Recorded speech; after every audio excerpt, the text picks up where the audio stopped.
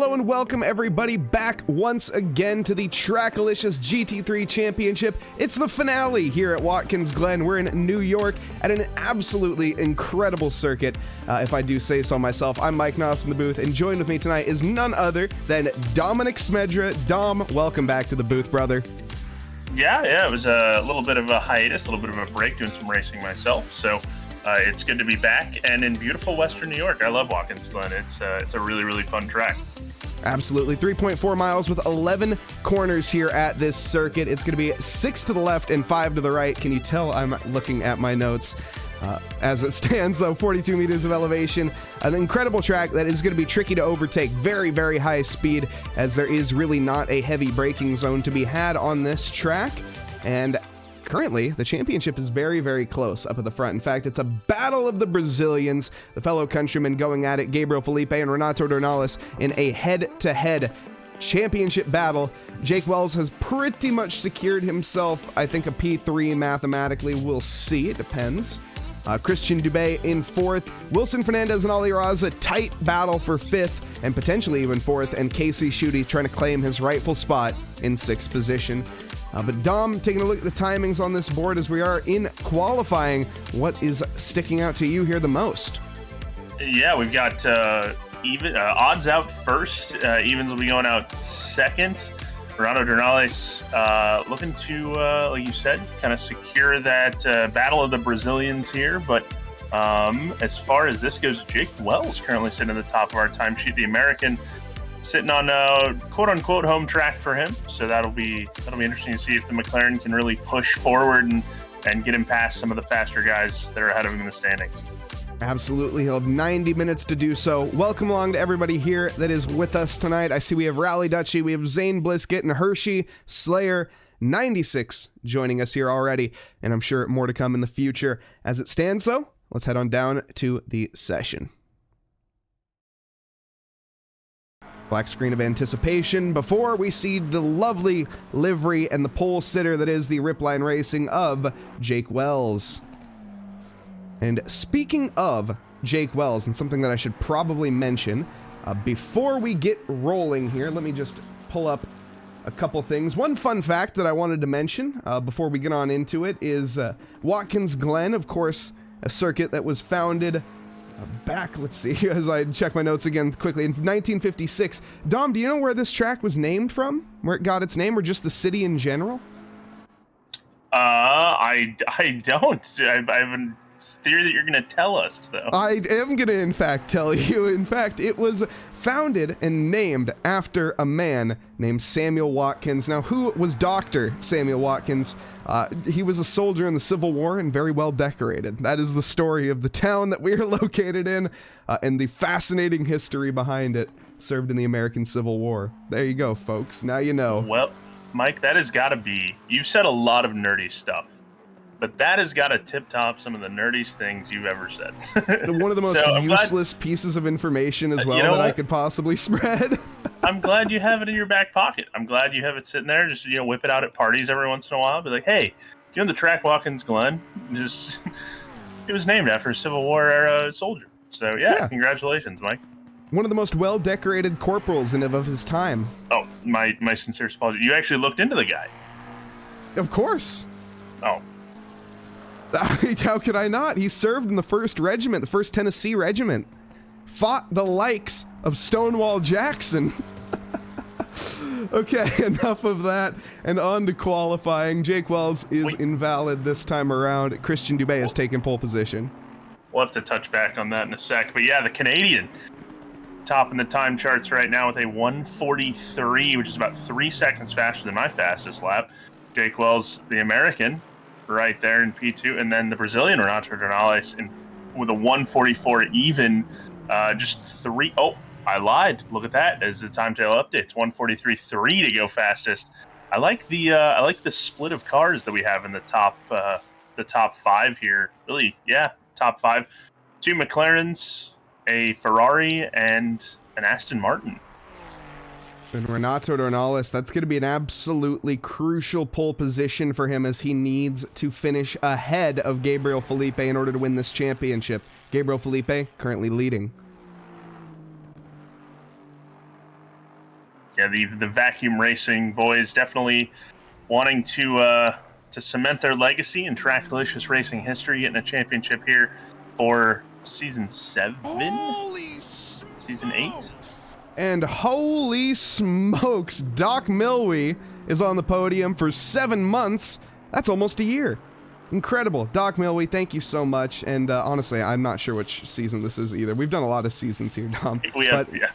One thing I do want to touch on before we get on into this session, also, Pranav, thank you so much for your support. We appreciate you, brother, our Indian brother. Let's take a look at the calendar, which is, once again, mostly empty at this point. Pretty much all of our championships are to a close, but the one that really matters, and we're about to make this look extremely professional, bam, that right there is what you care about. The Trackalicious 1K tournament on April 27th. Add this to your calendar because that is going to be partnered with none other than Jake Wells. It's $1,000 on the line in this tournament. It's going to be over the course of multiple tracks. 3 tracks, 4 if you, 4 tracks if you do not make it into the first one. There's going to be a redemption race.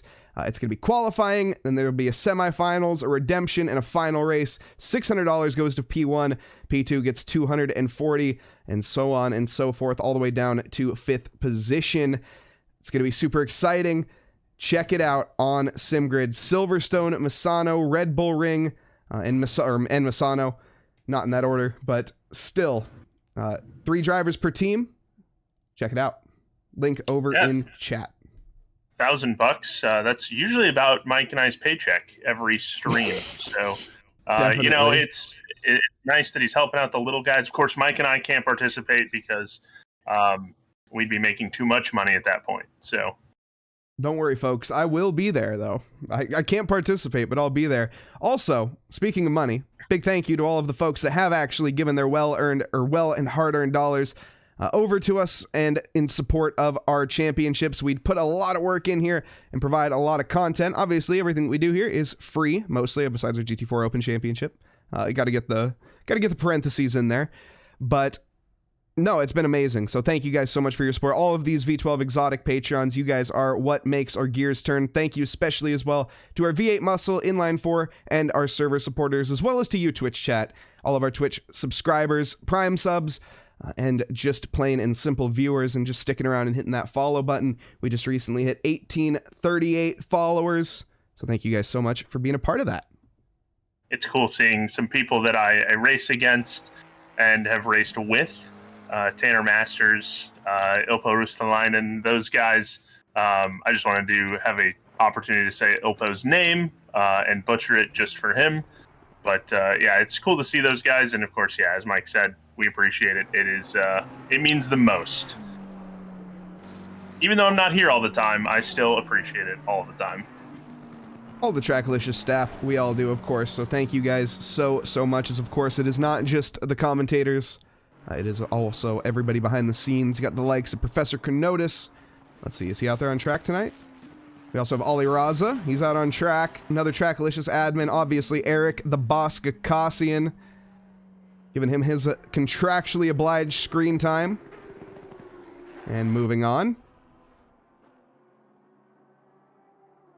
Yeah, we almost went over on Eric's I know, I think I did. Cool. Close call. Looks like the odds are done, though. We got one more odd finishing their lap. It's Gabriel Felipe, of course, wanting to best his Brazilian countryman, Renato Dornales. Number 3 versus number 27. He stays valid. He's about a 10th up right now. Coming through into Sector 3. Finishing up Sector 3, actually. You also have Kevin Yu coming around the final corner. 10th up. Is it going to be enough for a position? I do not think so. CJ Engine should be fairly comfortable. Is an improvement, but not enough. Now, Gabriel Felipe, 6/10 down. Is it going to be enough for pole position? No. Not quite. That was a great run. He got an absolute sick 4/10 run out of those last 2 corners of Sector 3, and it was not enough. That's a banger of a lap by Dornales. I sound like a surfer right now. I just said sick and banger in the same paragraph. So, welcome to the West Coast. Joining me, yeah. my people. Ooh, Ollie Raza. Just shredding the gnar. I'm not going to do my surfer accent. That's fine. We can save that one for another time. Let's see, we got some love for Ollie Raza in chat. Welcome Reaper as well. Appreciate you, brother, for being here. Let's see, Ollie Raza on board, heading on into the bus stop. Chucks it in. You can see him aiming the front of that McLaren towards the apex earlier than before he hits the brakes. Through the outer loop, back onto the throttle, washes a bit wide there, uses all of the track. He paid for this DLC, so by God, he is going to use all of the track, maximize the minimum speed.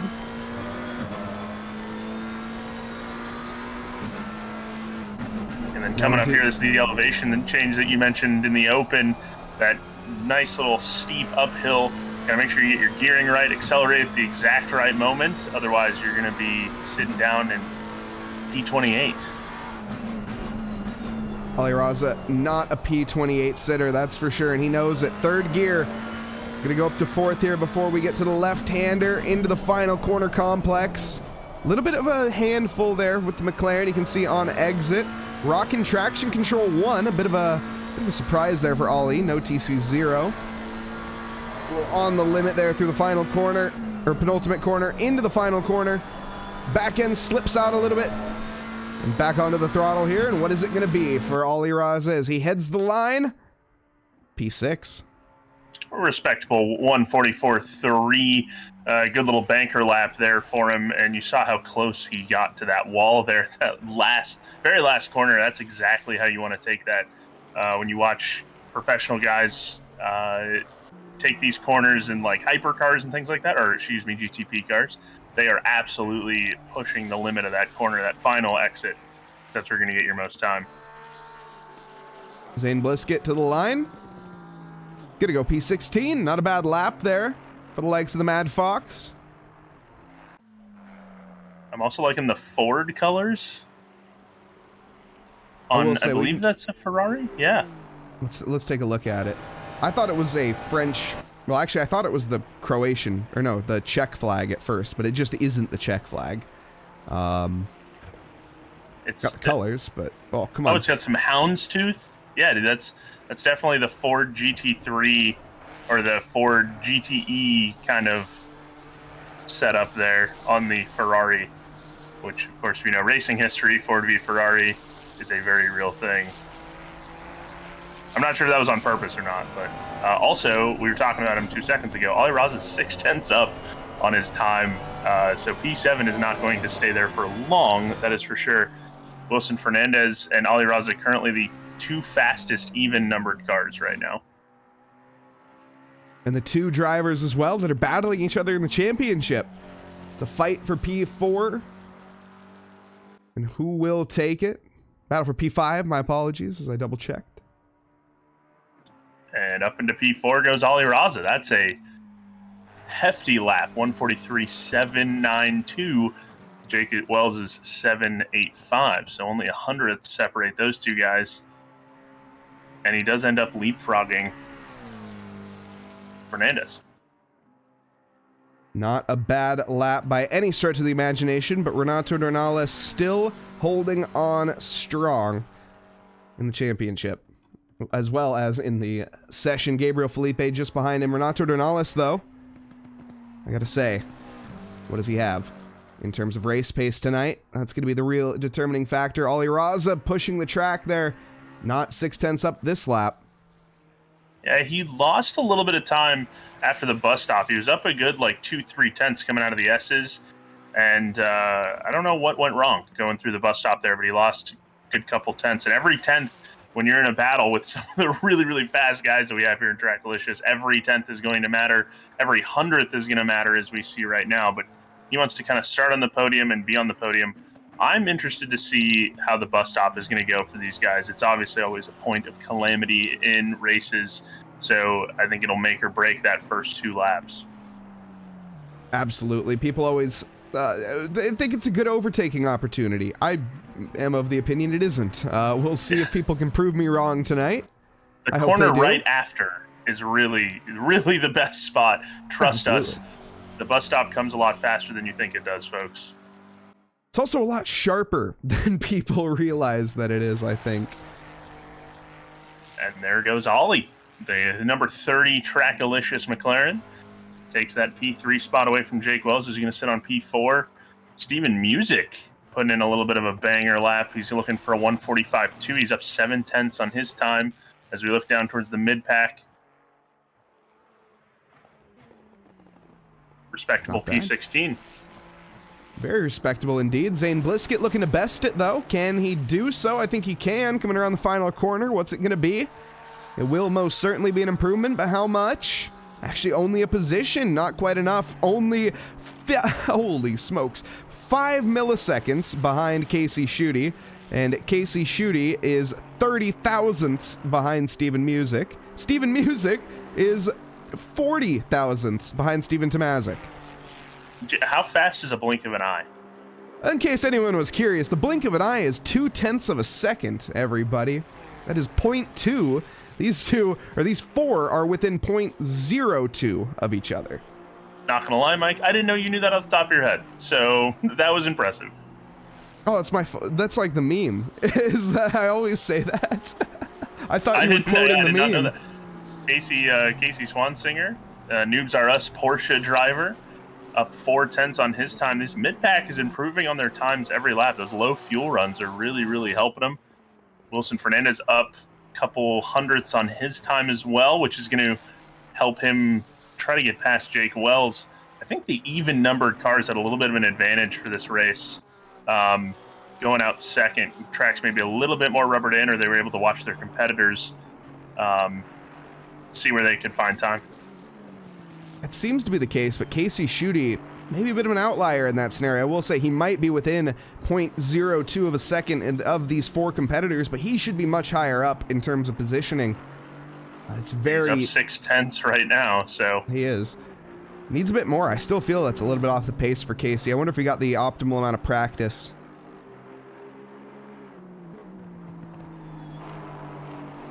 Let's see. As he heads across the final corner now and to the line. 40 seconds left in qualifying till the checkered flag falls, and it will be a P12. As he falls 22 thousandths or 28 thousandths behind Quinn Smith. And you talk about outliers, and you talk about guys being out of position. That is one. Quinn Smith, for me, that is not what I had out of the top 10 even. Surprise top 10 for me would be Kevin Yu and Lanham. Those two guys putting in some really, really banger laps, out qualifying a guy that definitely has some seriously good race pace. Maybe relying on some strategy tonight for Quinn Smith. Yeah, Quinn just had a great finish. Oh, as Wilson loses it, and that's going to be the end of his qualifying in a massive puff of smoke into the barrier. Casey Schutte still improving. We'll see what he has, or we'll take a look actually at the 4.66 of Steven Music, currently down a 10th. He's the next across the line, though. But I think he finished P2 last night, if I'm not mistaken, with Andy Borchers in the Trackalicious 4-hour.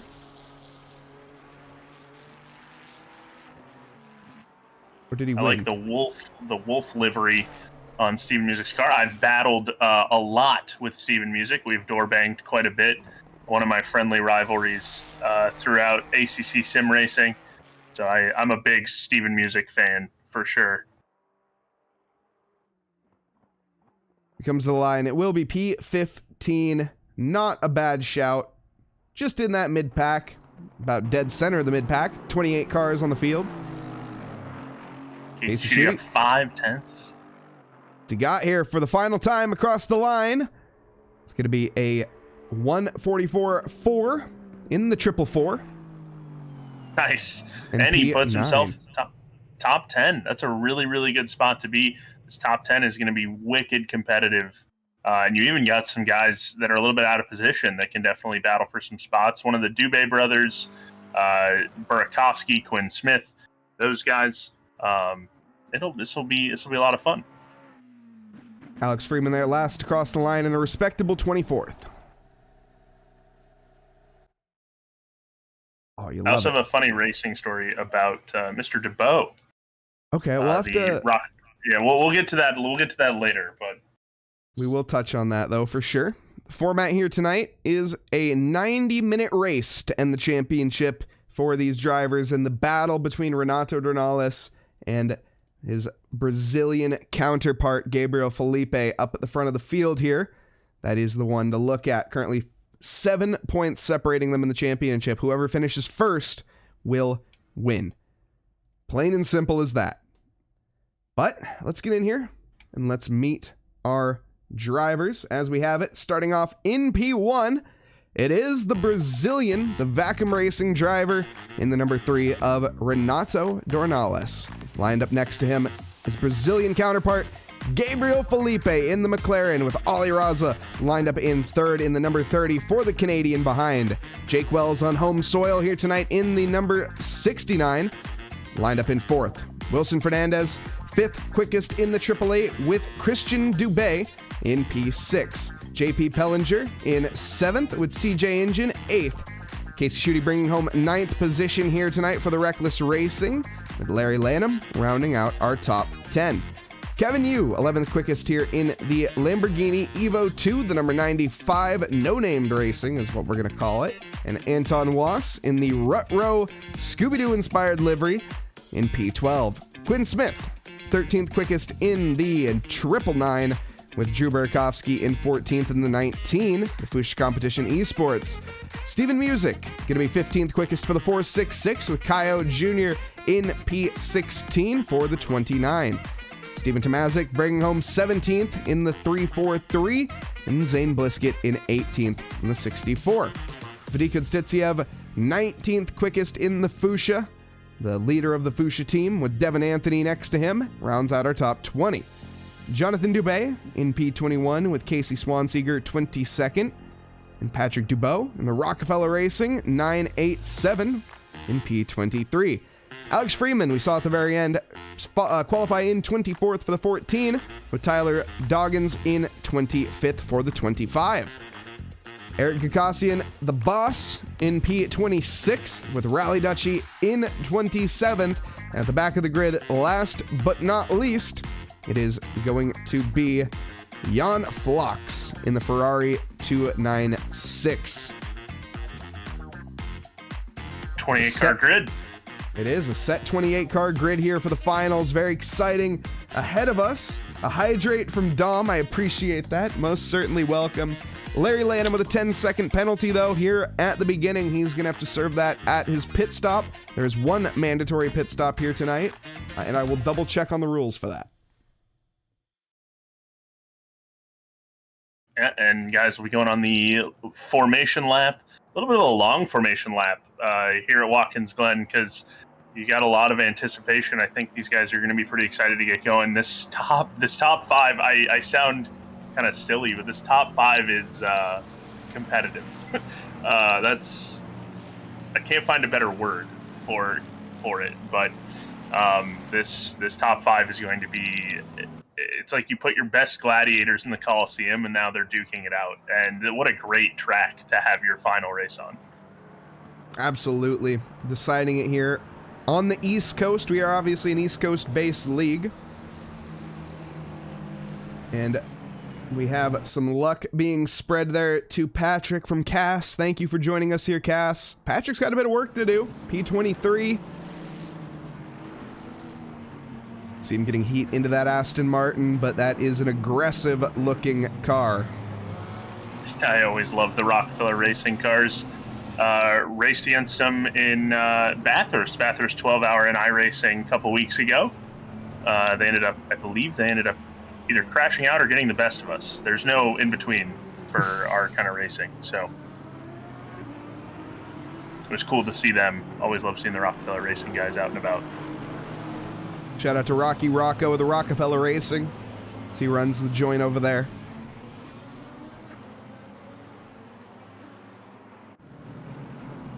This is a very packed grid, though. I gotta say, you love to see the variety. The Dubois on the grid as well. I think, is there only one here? No, there's multiple. We got 2 here tonight. 2 Dubois to make it extra confusing for us. No, there's Dubé and then there's Dubois. Oh. No, Both? there's 2 Dubés. My apologies. Yeah, yes. there's 2 Dubés. Yeah. Oh, that has absolutely thrown a ringer in the works since Jonathan Dubois joined the championship. And he is... Or no, Dubé. wait. No, but it's also Jonathan Dubois, though. Wait. Who's the Dubois? This is it like Patrick. It's Patrick, obviously. Patrick Dubois, yes. Obviously, all Canadians, right? So we can't sit there and determine, one Canadian driver versus another. It's not, but that's Poor Mike. That's like when I was calling Mike. I was calling Mike Nause. So I was calling Mike you someone else. Yeah, Mike Nause. Yes. Yeah. Thank you. The classic. But yes, Patrick Dubois. No, Dubé. Yes.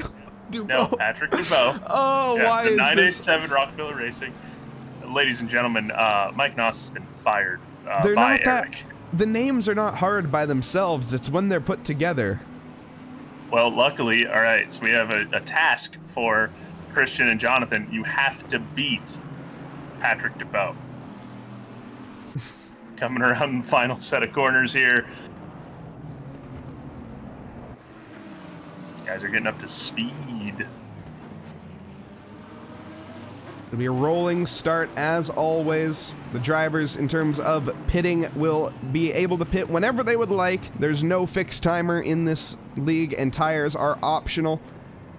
So we'll see. I'm sure there'll be a set of tires taken at some point in time, along with a little bit of fuel. As we have it, the drivers coming around the final corner now. Gabriel Felipe in P2. Renato Dornales lines up on the front. I'm Mike Nause in the booth. Joining with me tonight is Dominic Smedra as we get ready to go green here. The number 3 Ferrari trying to take the lead of the championship early, and we go green. Gabriel Felipe, though, is off to a better start and going to be storming into the lead here. Late onto the brakes, so for the likes of Renato. The Ferrari, though, actually, rather, the McLaren got a little helping send, went on the brakes pretty early, and Jake Wells gives a shove to that McLaren. Now, is that going to be crucial damage onto the rear diffuser? As well as the splitter of Jake Wells. We see, though, 2x2 action, though, as they go through the S's, and it's going to be a straight-up drag race down to the bus stop. And we had quite a first corner exit, almost. Casey Swansinger swung around at T1. Gabriel Felipe's loose. Gabriel Felipe's into the side of Ollie Raza, and Ollie Raza's off the track. Gabriel somehow stays alive, but immediately is going to fall under pressure from Jake Wells. Now, will that be a time penalty at the end of the race? I predict so. I'm assuming any penalties will be turned into time penalties added to this race, considering there is no next race.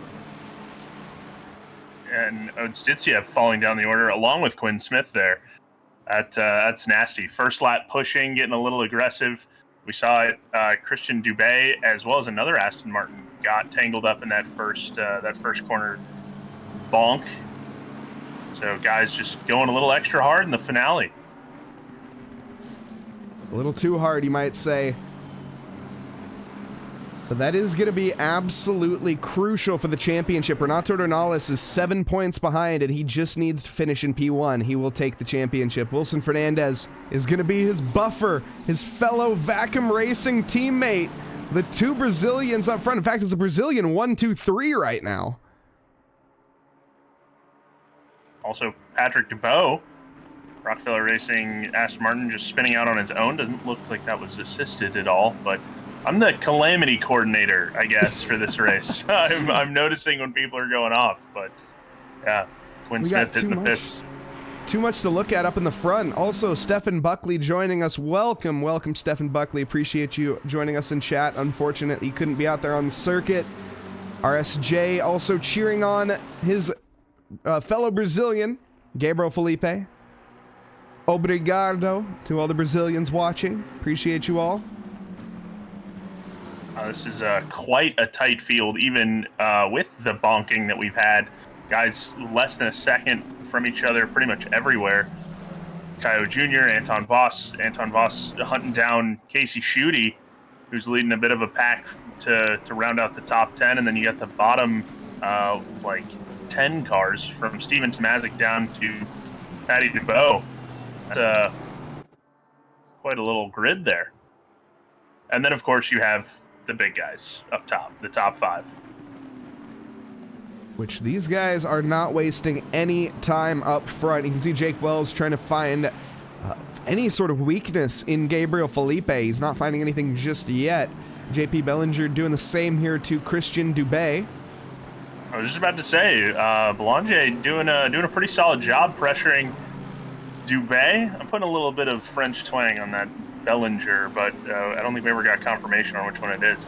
And then Lanham also doing a pretty good job, even with the time penalties. Going to try to negate that the best he can, pushing he's pushing a pretty good driver right now in Ali Raza.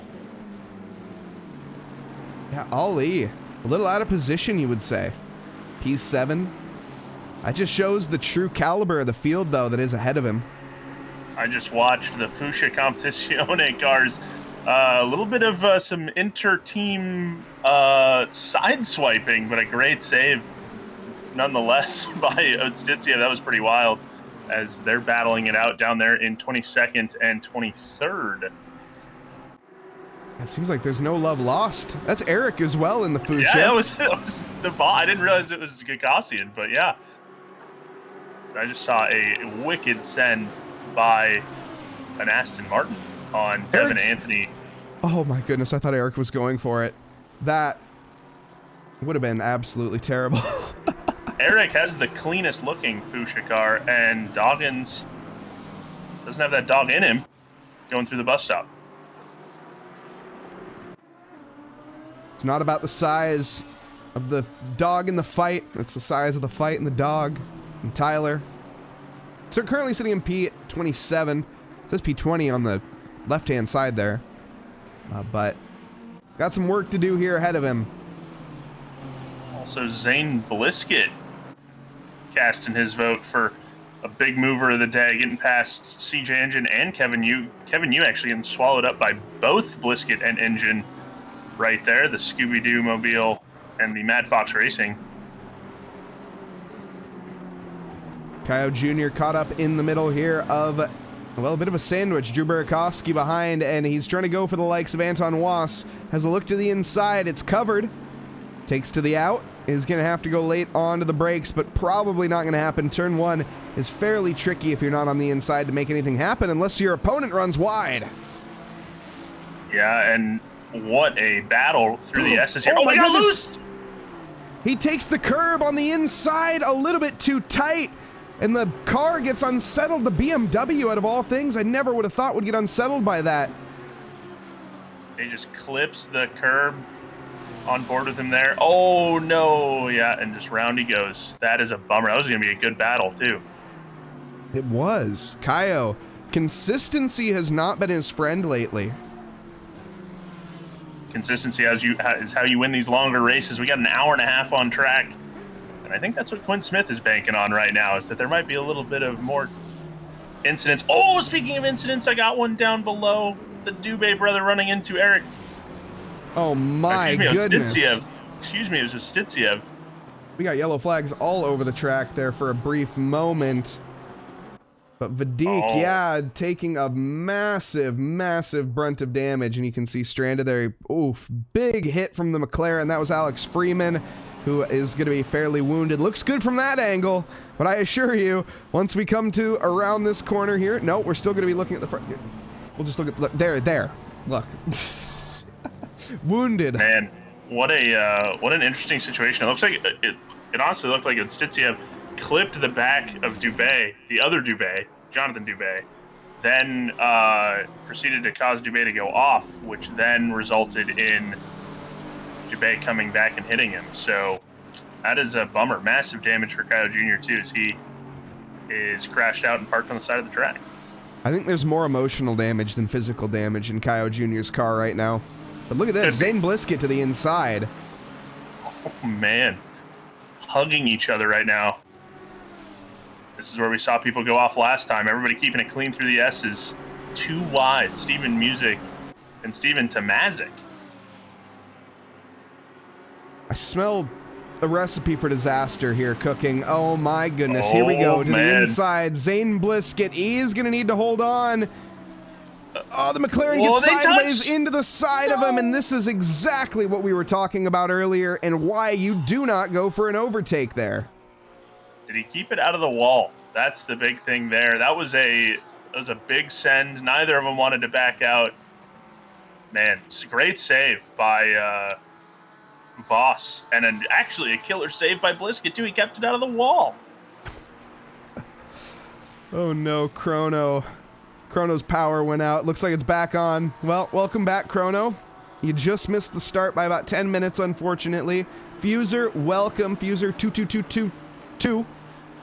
And Felipe cheering on his name counterpart, Gabriel Felipe. I like Gabriel Felipe, the Felipe. You know, you gotta believe in Felipe. And right now, currently sitting P3, I believe in Felipe. Is Felipe? Isn't that a nickname? Got I think it's just a Brazilian nickname. How have your Portuguese lessons been going? Not well. I can say, here we go. All right.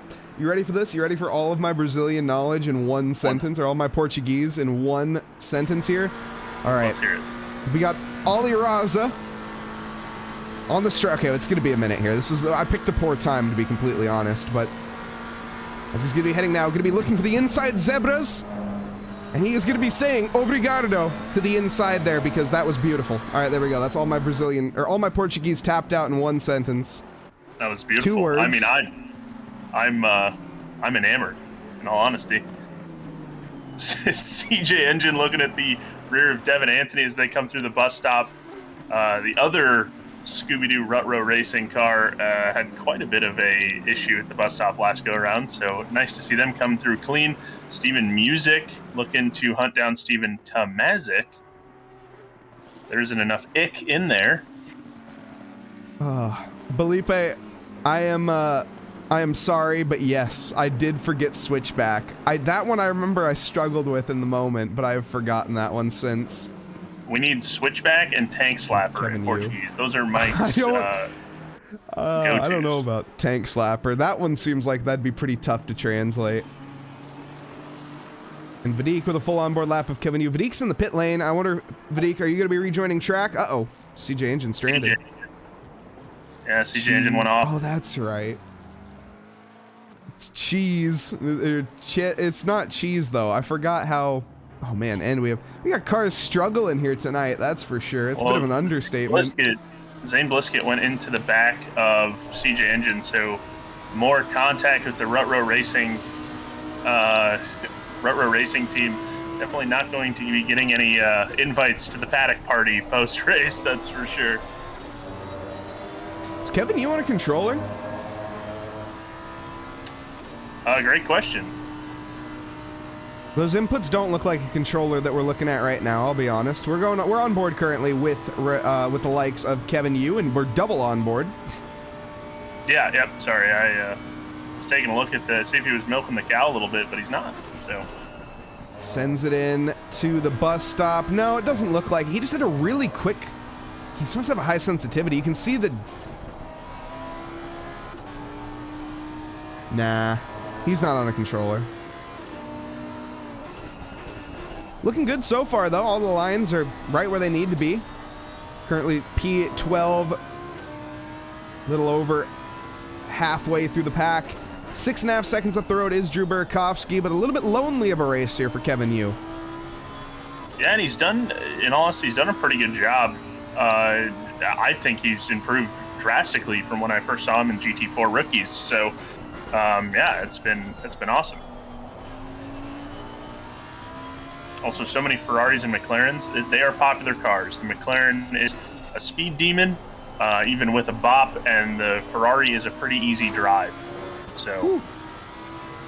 Bless you. Oh, no, it's Kevin Yu, that's all. Just wrestling an octopus there briefly.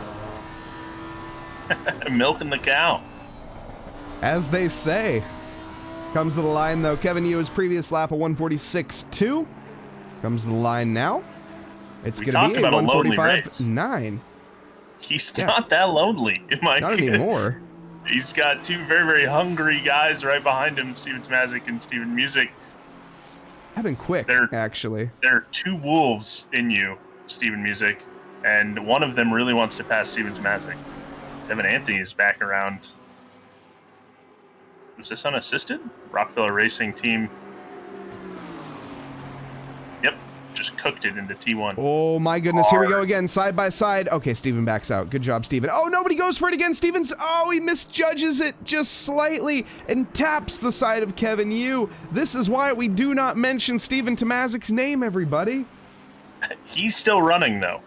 Kevin Yu, however, hit the wall. Nice little supercars turnaround there. Unfortunately, I don't know, it might be a racing incident. I'd have to put that one on to Steven more than I would Kevin, but that's a tough one to call in the moment, to be honest. And Fuser, first off, thank you very much for the follow. Much appreciated. Second off, welcome to ACC. You got 16 hours in the game. If you have any questions at all, feel free to ask. I see you asking about the Ferraris and the McLarens. Yeah, they're both very quick. The McLaren especially. It's been the meta for the past few updates now, even with the BOP changes. We currently are using the LF... No, Watkins Glen doesn't. We're not using the LFM BOP for Watkins Glen. It doesn't have one yet. I could have sworn it was an Ali Raza custom. It might be. I could be wrong there, but yeah, let me double check. The game is, it's not a game, Mike, it's a sim. You got to remember this, folks. It's not a game, it's a lifestyle. ACC is a ton of fun, even with 16 hours in. It absolutely sucks you and gets you addicted. I highly recommend it. Can't recommend it enough. It's I almost said the funnest. It's the most fun I've ever had in video games, for sure. And Fuser, if you're looking for a place to start, do definitely join the TRACKILICIOUS Discord. We have a rookie league. In fact, it's tomorrow. The last race of the championship is tomorrow if you are interested in signing up for it. There's no real championship. It's all about learning. It's all about fun. We also have our GT4 Open Series that is going to be as well tomorrow, right after it. But the finale of the rookies is coming to a close, and then, of course, we'll be having the rookies again shortly in the future. So to keep updated, join the Discord, follow us over on SimGrid, check out the rookies in the meantime, though, because even though it's just one race, every single race that you join is going to be more and more experience under that belt. And it is a ton of fun. One of my favorite series with TRACKILICIOUS, for sure. GT4 racing is probably the best way to learn the racing, and it makes it a great experience. And everybody that races in it is super cool and super fun to race against. Stephen Buckley saying is 5,000 hours. Those are rookie numbers, buddy. Rookie numbers. Let's pump those numbers up. Hey, according to SimGrid, you are a rookie. So. Boom, roasted. Also, Ali Raza hunting down Christian Dubé, 71 versus the 30. Is that Quinn? That is Quinn, getting the blue flag. Yeah, Quinn has had some serious issues. He's kind of been hoping that this is a bit of a race of attrition. Kind of like when you hope for yellow flags in IndyCar or NASCAR. Hasn't quite happened for Quinn Smith. Oh, if he's waiting for a pace car, he's going to be waiting quite a long time because, well, ACC doesn't have those. Oh, Steven Music and Steven Tomazic is heating up. They are absolutely reading part numbers off each other's cars right now. I smell a pass coming into the bus stop, Mike.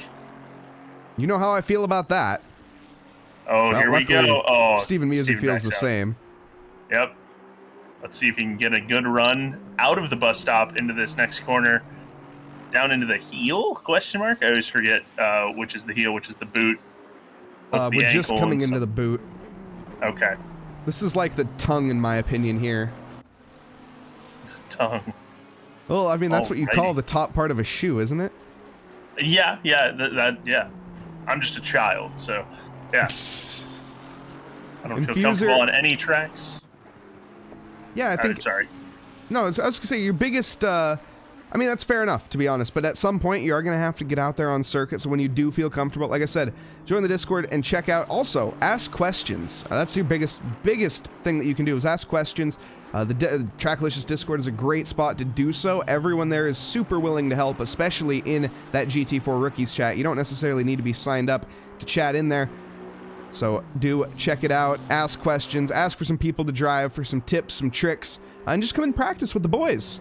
That's the biggest thing. The boys and the gals out on track, come and practice with us.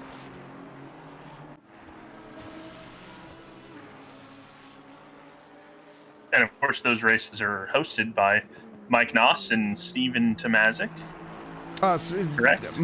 It depends, you know, here and there. A myriad host of commentators. Unfortunately, Steven's Mondays have recently become occupied, so he has had to since change over to different days, which bums me out a little bit. But we have the young gun Carson Cass coming up strong for our Mondays here, so thank you to Carson. Yeah, Ollie Raza, we checking in and off on the battle between Ollie Raza and Christian Dubé. They're still duking it out. And then Belanger just right ahead of them on track. And then Jake Wells is still staring down Wilson Fernandez. Kind of hit a bit of a holding pattern right now. We'll see some more action when pit stops roll around and whatnot. But this has been a pretty entertaining race. Watkins Glen always provides pretty solid stuff, though. So it's easy to follow, hard to overtake. Lots of speed, not much tire wear, despite what you may think. But it'll still do the tires, and at some point here, we will be seeing those drivers take a stop with them. Infuser saying that their wrists are a little bit sore. Oh, don't worry. That's not the last thing that'll be sore when you're learning how to sim race. Your ankles, your wrists, your eyes, knees.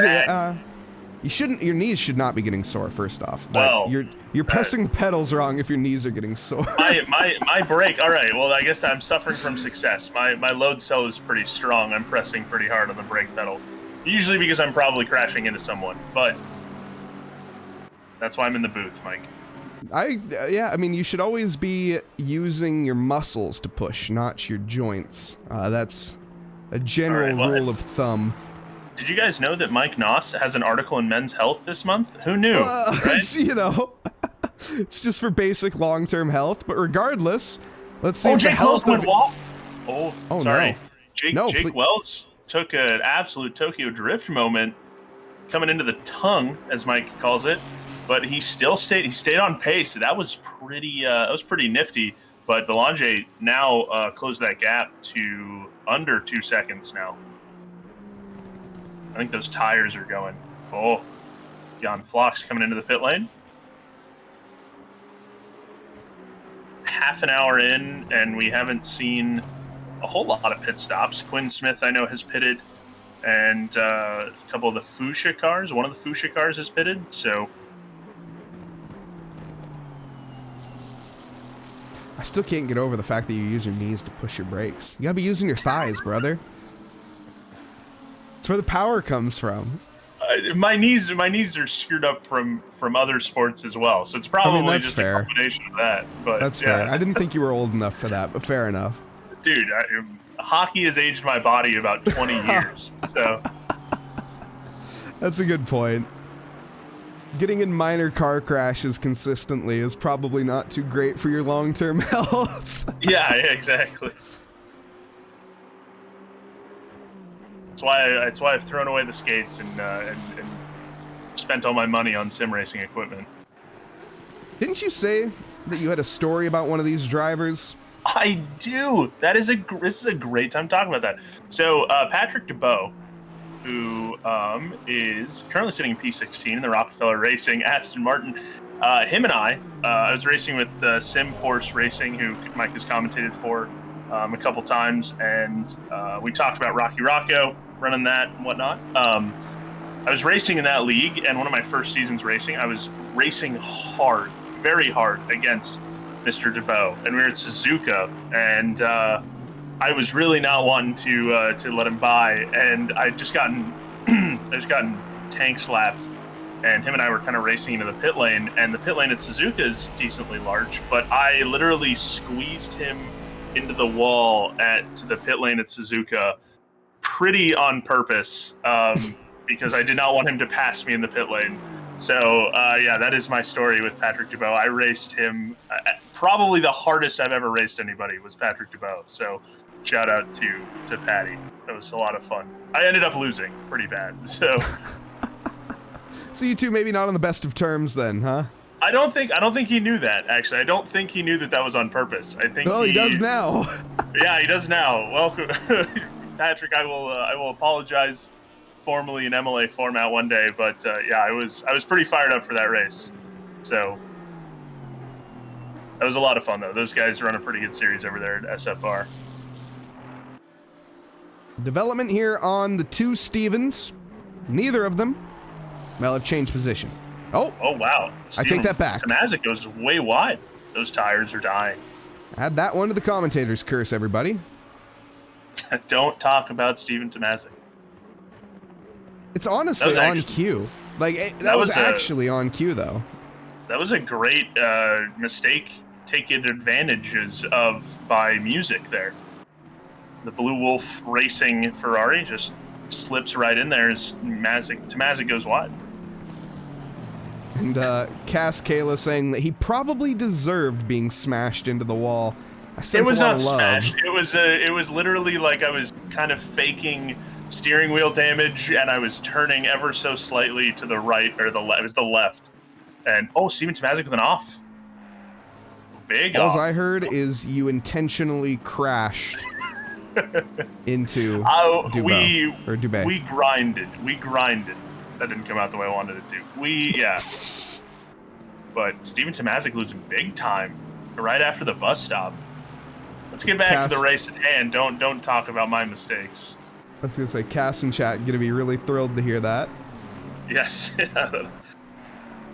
It's always fun seeing sim racing, especially ACC, is a pretty small world. So you see a lot of people that you race against or that you've raced with in endurances and stuff like that. So it's a lot of fun to see guys like I was talking about with the Patreon members, Rustalainen, Masters, Jake Wells. I've done an enduro with Jake Wells before.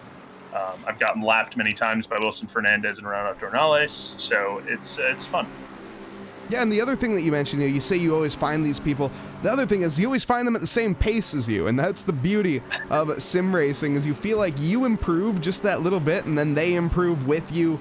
And it's always that feeling of camaraderie, of having that same person out on track, and that sort of rivalry. But it's a bit of a friendly rivalry, right?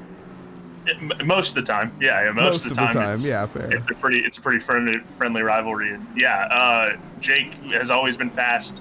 Like I said, I've been lapped multiple times by the guys that are sitting in the top 5 a lot. So, and then of course I've raced against Devin Anthony. I've raced Devin Anthony hard as hell too in previous racing seasons, and he's a good friendly rival.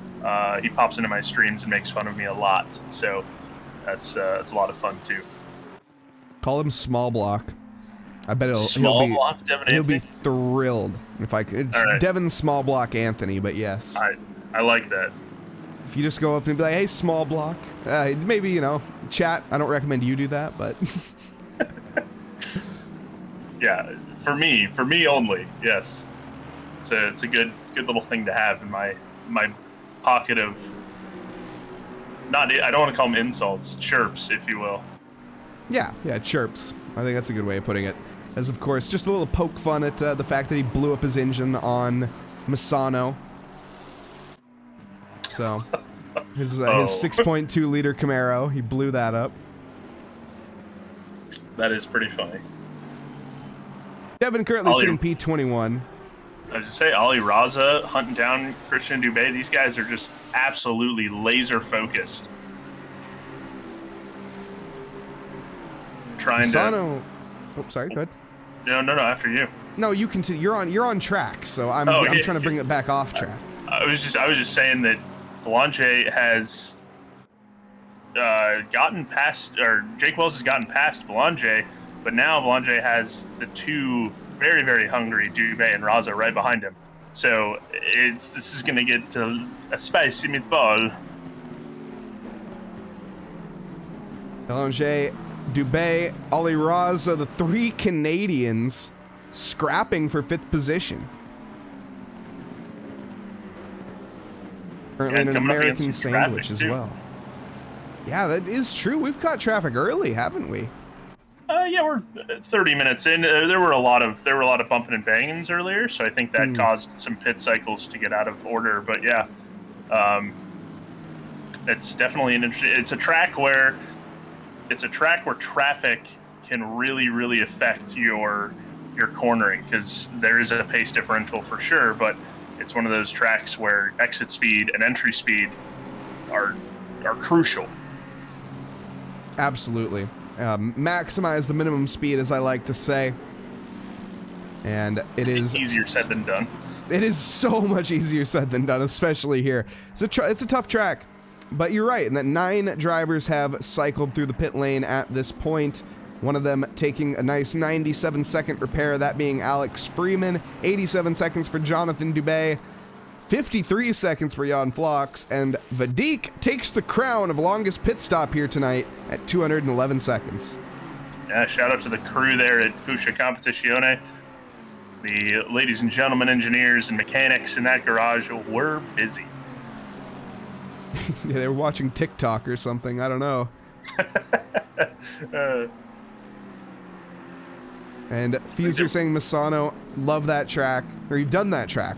It's, I will say, it's a tough track. Misano is one of those tracks that it's a lot of chicanes, and it's a patience track. It's very difficult to overtake, very easy to make a mistake, and complicated as well. So that was a pretty sick rhyme there, Mike. You know, I try, Dom. Thank you. Yeah, quite a wordsmith.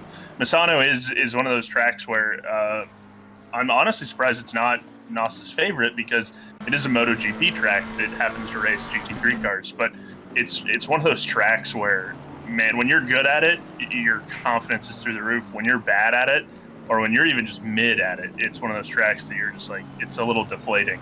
But it is a fun track. After a while, it gets fun because it does have a good flow to it. I'm suspecting probably from the MotoGP side of it.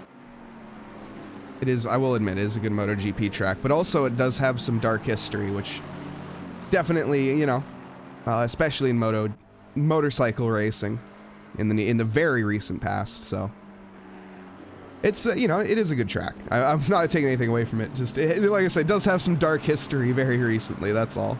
Ali Raza trying to take advantage here of Christian Dubé.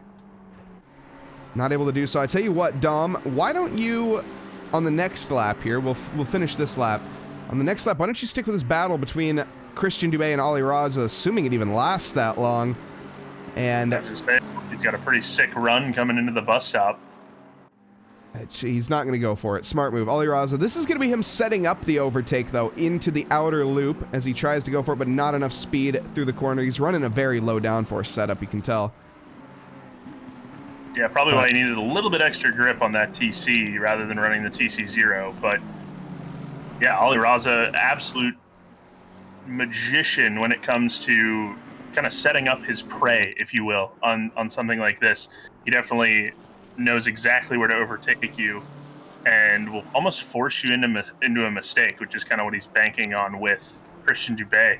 Christian Dubé, though, a little mistake-free. A guy that does not buckle under pressure very easily. So if Ali can get him to make a simple mistake, just hit the curb a little differently, or maybe take a little too much speed into a corner, this battle could end up getting incredibly spicy. I love the livery on the Dubé 71 car, as well as his brother, the other Dubé, Jonathan Dubé. Absolutely. Yeah. While you watch that, let's go on board here with Renato Dornales as Fuser is asked to take us through Watkins Glen. Oh no! Hold that thought. What has happened to Belanger and Jake Wells? Oh. Jake's immediately peeling into pit lane. This happened in the final corner. We'll get to that then on the next lap. Let's see. Jake gets loose, loses the back end, or the front end, excuse me, didn't stick, and then just, oh no, he lost traction on the grass and on the rejoin to the track. JP Belanger gets collected and huge damage picked up for both vehicles involved. Wow. That is going to be tragic, and I'm assuming a penalty for Jake Wells. Yeah, that's rough. When you crash, hold the brakes. That's one of the things where. I mean, I think he did. I don't think it once mattered. you get onto those, yeah, once you get onto the fauna, it's a little over. Yeah, so. Having one tire on the grass and one tire on the tarmac is not going to help in terms of braking. What happened in that case? Well, basically, like I said, Jake Wells, he got off onto the grass. Well, it started well before that. He lost the front end, didn't quite grip up on him fully onto the curbs, which caused him to wash wide in the next corner onto the grass, got on the throttle a little too early, lost the car, and went onto the brakes, but it was too late at that point. He rejoins the track at speed with no control of his vehicle. He's a passenger at that point and takes out Belanger. who picked the wrong line, unfortunately. Wrong place, wrong time. Yeah, let's go on board though here. This is a full onboard lap with Renato Nause. Heading into the first corner, it's a very quick right-hander relative to other tracks that's fairly slow compared to the rest. Now being a flat out all the way to the bus stop through the S's in these GT3 cars. Easy flat. The GT4s, you gotta have a little bit of a lift. Fifth gear, gonna climb to the top gear here. Sixth, and ride out the revs here in the Ferrari. We're going to be looking for the braking board off to the left-hand side right after the 200. Attack the curbing every single corner there, minimizing the line, trying to drive in as straight of a line as possible. Then the outer loop, a patient off-camber corner, which you can carry a lot more speed than you expect into, but still have to respect it, easy to spin. Again, an on-camber corner there that you head on into. And another one after that. It's a lot of banking here on these, basically, through all of these hairpins. Back onto the throttle again, flat out, looking down towards the heel. This is where it starts to get a little tricky. Not to mention, well, it's already been tricky. Braking at the 100. Get a slight right-hand turn. You can see how straight that wheel stays, or rather just how minimal the inputs are on the wheel here from Renato Nause. He's not trying that hard to make that car do what he wants, and that's exactly what you need. He is one with the machine right now. 2 corners left. Downshift and a lift through the penultimate and into the final. Braking down 1 gear, back onto the throttle, a little bit loose there, but still a very impressive lap as he comes to the line. Previous a 1:45.0, now a 1:45.1. That's pretty good race pace. A heavy tank with a race setup. That's a pretty okay lap. Yeah, and we just watched. Yeah, we just watched Ali Raza get by Christian Dubé, and we talked about it. Mike said that it was the lap that was going to be the setup lap, and the next lap he was going to get him. Took him an extra lap, but he definitely got it done, and it made it look really easy. Right at the bus stop, just had the perfect amount of overlap. Nice little slingshot of, as Mike says, overspeed, and gets it done into the bus stop. And Dubé now on the hunt for the McLaren, but that was a good battle. The user saying NASCAR camber. Well, NASCAR does race here, and they use a lot of this track. They don't use the whole thing, but it's funny that you mentioned the NASCAR camber style, because, yeah, I mean, this track has a lot of NASCAR-esque kind of corners. That first section, for sure, is one of the more terrifying ones. And Deke letting us know that he binned it. Yep, that's exactly unfortunate. That is so easy to do on the final corner. You wash wide and there is no runoff area. There is a wall for you to clip right on into. Spun it and then probably hit the... Well, actually, he says he hit the wall on the last... Yeah, hit the wall on the... So on exit, I'm assuming, not on entry. But easy to do and unfortunate for an already unfortunate race. That final wall, or that final corner, the wall on that final corner, easy for me to say, jeez. It reminds me a lot of the Wall of Champions in Montreal, which, of course, is very infamous in F1 for taking people out, but it just has a very eerily similar feel to the wall here at Watkins. Yeah, there you can see just how close Ali Raza got to it. A little bit off the table. Obviously, in qualifying, you're going to be hugging up against that. Trying to maximize your time, but not in the race. Save your tires, save your fuel, and save your sanity and energy. Quinn Smith and Belanger, the guys that are a little bit out of order, they are now duking it out, coming into the first corner. They're coming up on Kevin Yu. Quinn Smith's on the marbles trying to make the pass on Yu. Oh my, we're almost 3 wide there briefly through the S's. And I think, we are going to be... Oh, this is going to be terrifying. The Mercedes needs to back out here. He goes for it, and Quinn is fully aware. Oh, no! Unfortunate. What a save. Oh, no. Quinn, I got to give Quinn credit there. I don't blame him whatsoever on that. We're going to watch it again, but I don't think Quinn had anywhere to go, quite frankly. And then Belanger just clipped Blisket. Oh, unfortunate. Yeah, hate to see that. That's... Yeah, I gotta put that one on Boulanger, unfortunately. There was no room for Quinn at the apex there at the corner, and I mean, you have to leave room, and that's why you don't go for an overtake on that corner, is it's so difficult to leave room. I definitely thought that there was room. I thought there was room too. What happened to Steven? Did Boulanger I think this is come together? Oh, he might have. Oh no. If this is Boulanger's the case, tires are cooked. Boulanger lost it, and Steven, oh, Steven, I feel so bad, brother. There was nothing that he could have done there. That is, yeah, not a whole lot of reaction time. That sucks. Let me just say, you never expect a car to do that. Wow, that is, that's unfortunate for Tomazic. I almost said Steven Music. It's probably great news for Steven Music, who's currently sitting in 8th place, and his closest rival just got taken out. Yeah, that was the power of the bus stop.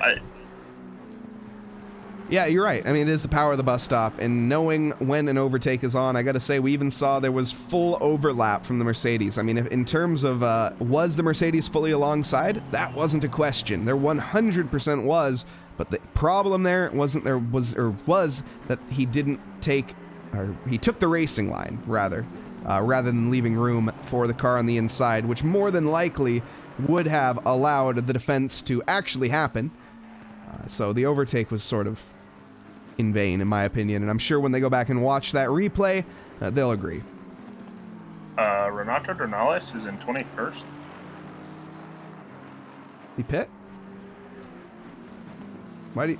Yeah, but Renato Dornales isn't in 21st. Where is he? Oh. No, he's in pit lane. He's in P13. He's just in pit lane right now. Oh, my timing sheet is glitched out. Never mind. All good. Continue on. I was really worried there. I was like, oh my god. No, but Renato Dornales has come into pit lane, and a question as well from Carson in chat is there any significance at the top? Well, we got 2 battles at the top of the championship. Gabriel Felipe, I think he wants to get rid of that set of tires because, wow, he almost lost that car. But still, I think it's early to come in at this stage. You have, you're almost at the halfway point, another 5 minutes. Not too bad of a call. And John Hawley subscribing for Tier 1 for 1 year, or 14 months rather. It's almost a year. Thank you so much, John Hawley. Christian Dubé and Ali Raza. I was going to say, John Hawley's going to get rewarded with a nice little battle here. And good, clean battle through the bus stop as Dubé gets a little bit better exits over those curbs. The Aston is so smooth sometimes over those curbs, so... PC Swansinger also trying to make a pass on Eric the Boss Kikasian. Now this is for position. Both drivers need to make a pit stop. They're the back of the pit runners currently, or back of the drivers who have not made a pit stop. Eric staying ahead for now. And Vadik hoping for a good season next season. Yeah, Vadik, you know, I'd say your pace is there. It's the consistency, obviously. I think that's what you got to work on. Once you find your consistency, find your stride, it's going to be a dangerous, dangerous game out there with you in the field and taking a lot of places. When I say dangerous, I don't mean... I was about to say, yeah. Yeah, I can see the misconception. I mean dangerous in a good way. And outside attempt here for Swansinger. Swansinger, he's being a little too cordial with Eric. I mean, I guess I race Eric hard, but I don't know. That was a little too nice. There we go. Get up in there. Show him who's boss. Eric's got big damage on that Lamborghini, so his straight line speed is going to be, okay, Eric. Yeah, pushing him off to the marbles. Eric goes for the switchback, and Casey is deep into the corner. Lovely defense there. Eric plays it calm, cool, and collected and says, all right, Casey, you got to make the corner first. And he doesn't. Eric's saying, all right, I'll see if you can do this. And Casey was not able to do this.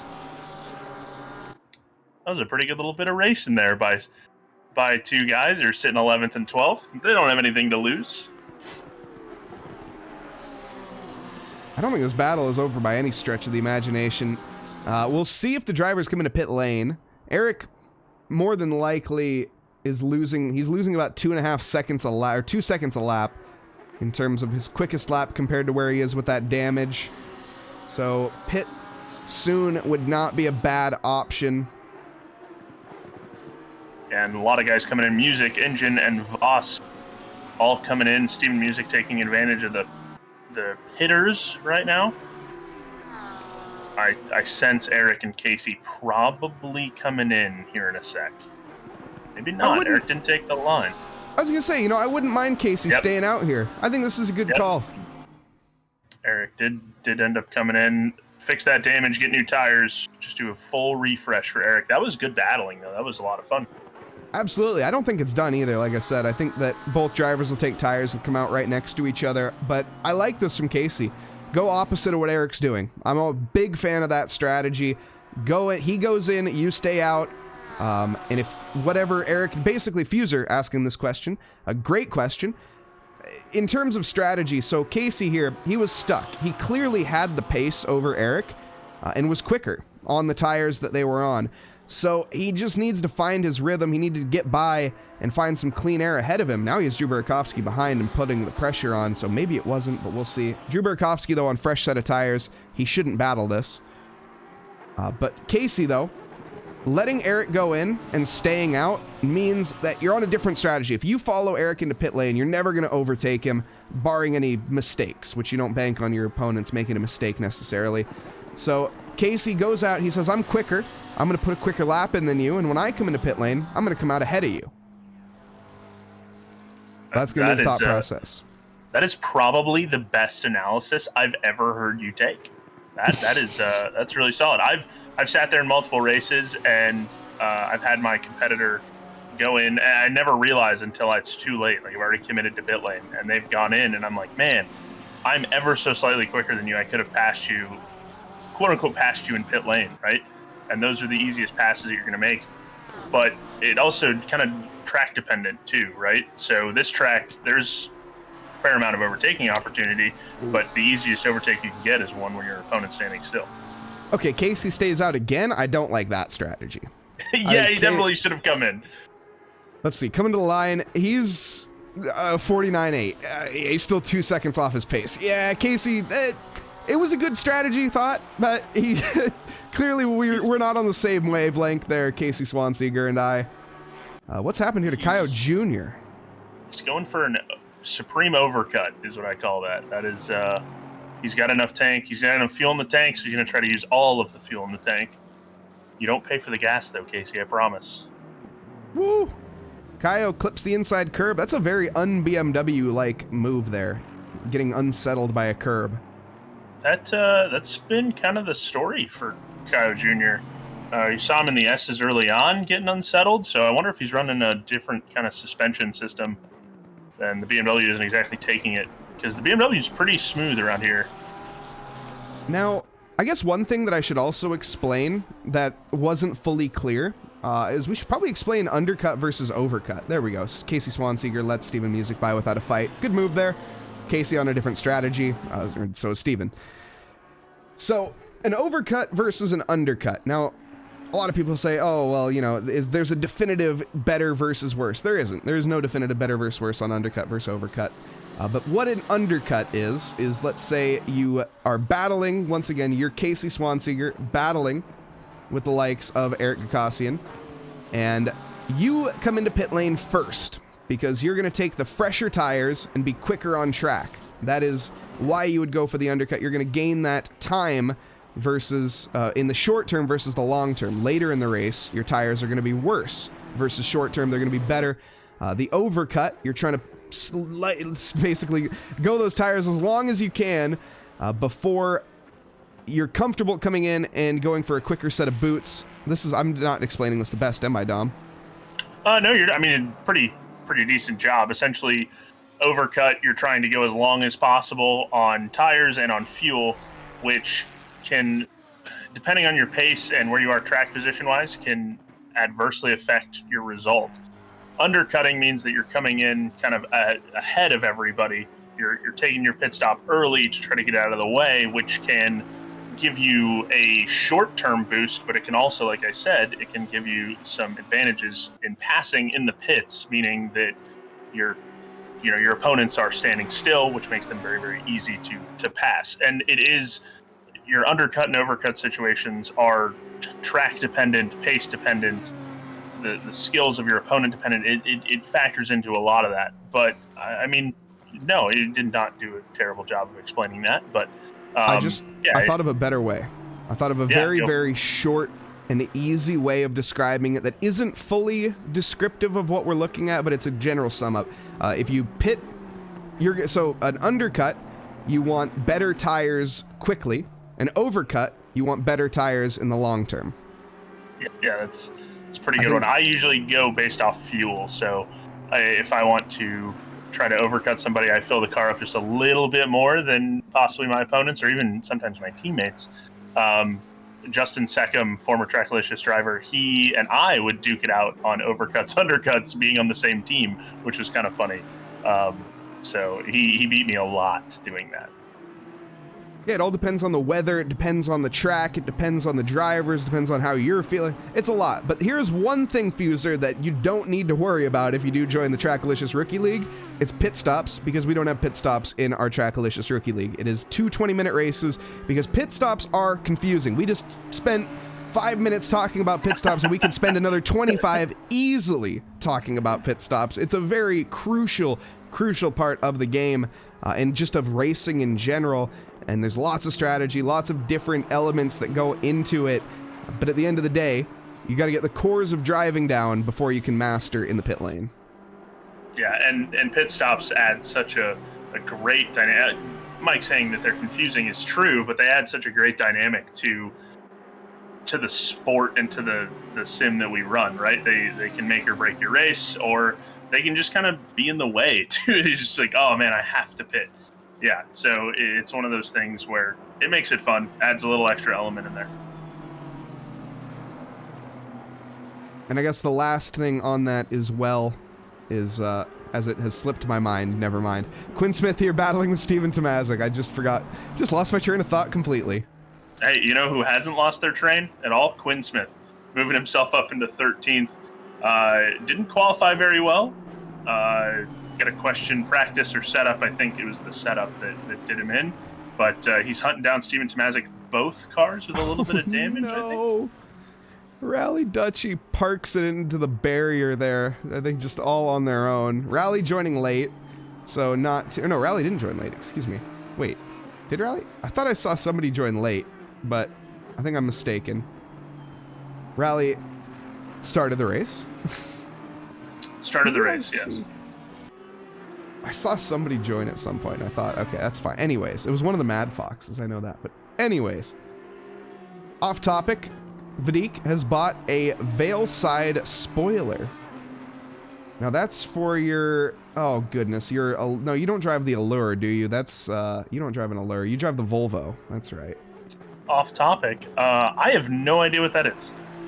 So I don't know what it is either, but he's talking about for his car, I'm assuming. Also, Carson, with the best Volvo? pit stop strat. I've insulted Vadik. I just guessed, to be honest, on stop strategies. And you know what? Me too, buddy. Me too. A lot of the times it is honestly a guess, unless you have a, legitimate strategist that is coaching you along, watching all of the track positions, all of the changes, all the conditions, and even still, you can mess it up. It's still a guess.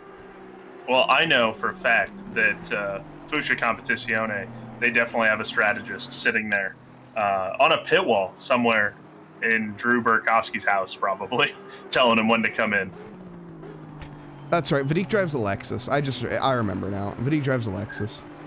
Hell yeah, dude. Love a Lexus. By the He way, doesn't drive a Volvo.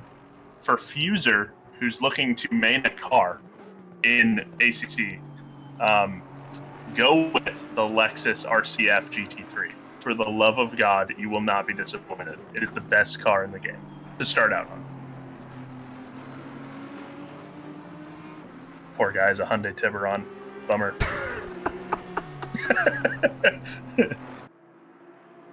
Oh, he just got really upset at you. I don't think you're his favorite commentator anymore. I don't think so.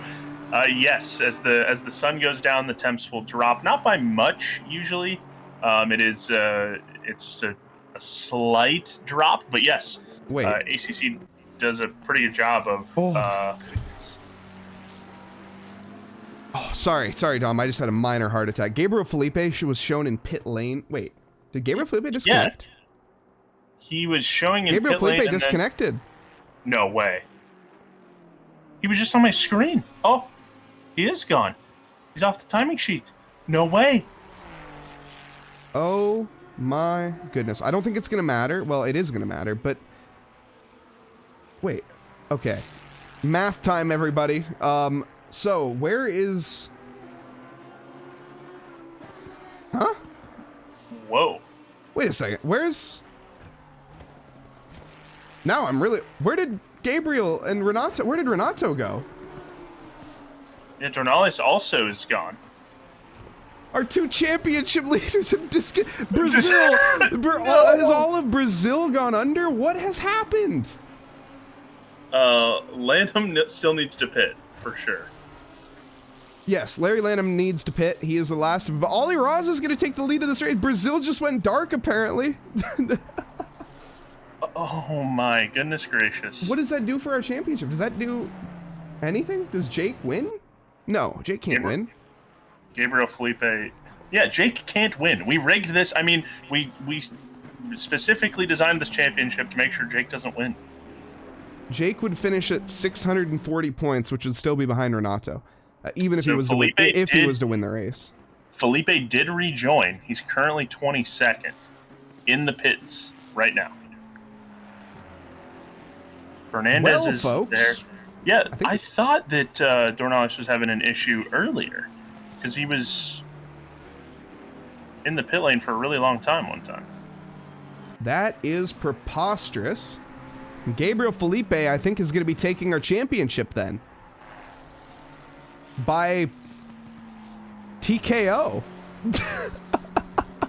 Is my best description of it. I mean, that's a pretty good description. Wow. Oh, Steven Tomazic and Quinn Smith going at it. Steven Tomazic picking his battle, though. He knows Quinn is much faster than he is. Oh, did DeBow and Gakassian make contact? Oh, no. DeBow just spun on his own. Ollie Raza winning this race will allow him, I think, assuming Wilson Fernandez doesn't finish second. If Wilson Fernandez finishes second, oh my goodness, this has spiced the championship up so much at the very end here. Wow, Dubé is driving really poorly through the bus stop. Sorry, Christian, to call you out there, but that was uncharacteristic, which is why I pointed it out.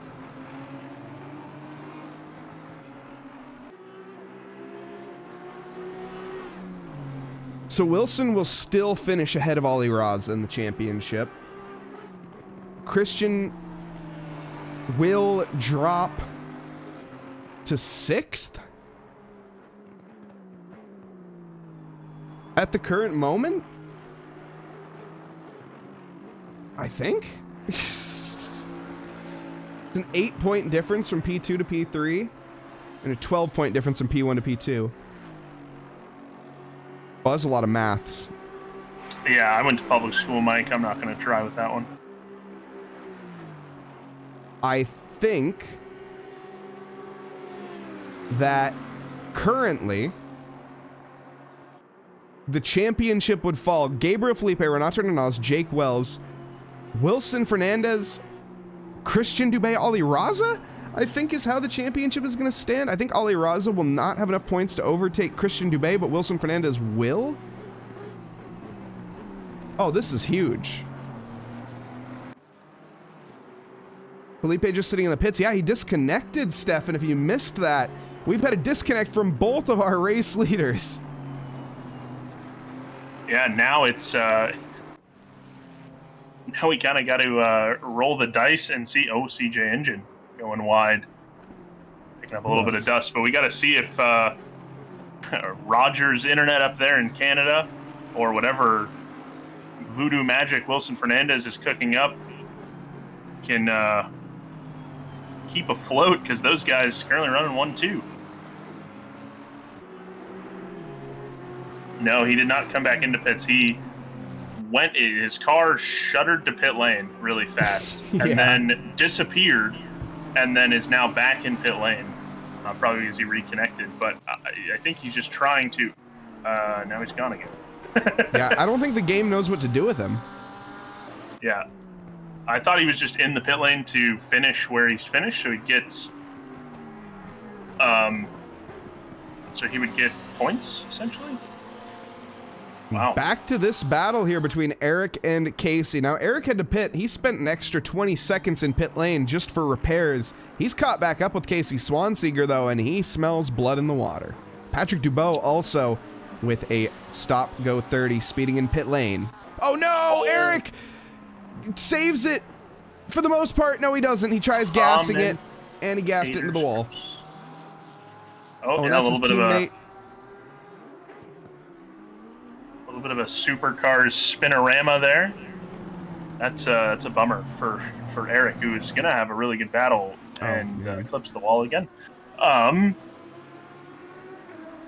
pointed out that Quinn Smith doesn't have a custom livery. He does. He has the Audi Q-tron or e-tron livery. I don't think that's an in-game one, to my knowledge.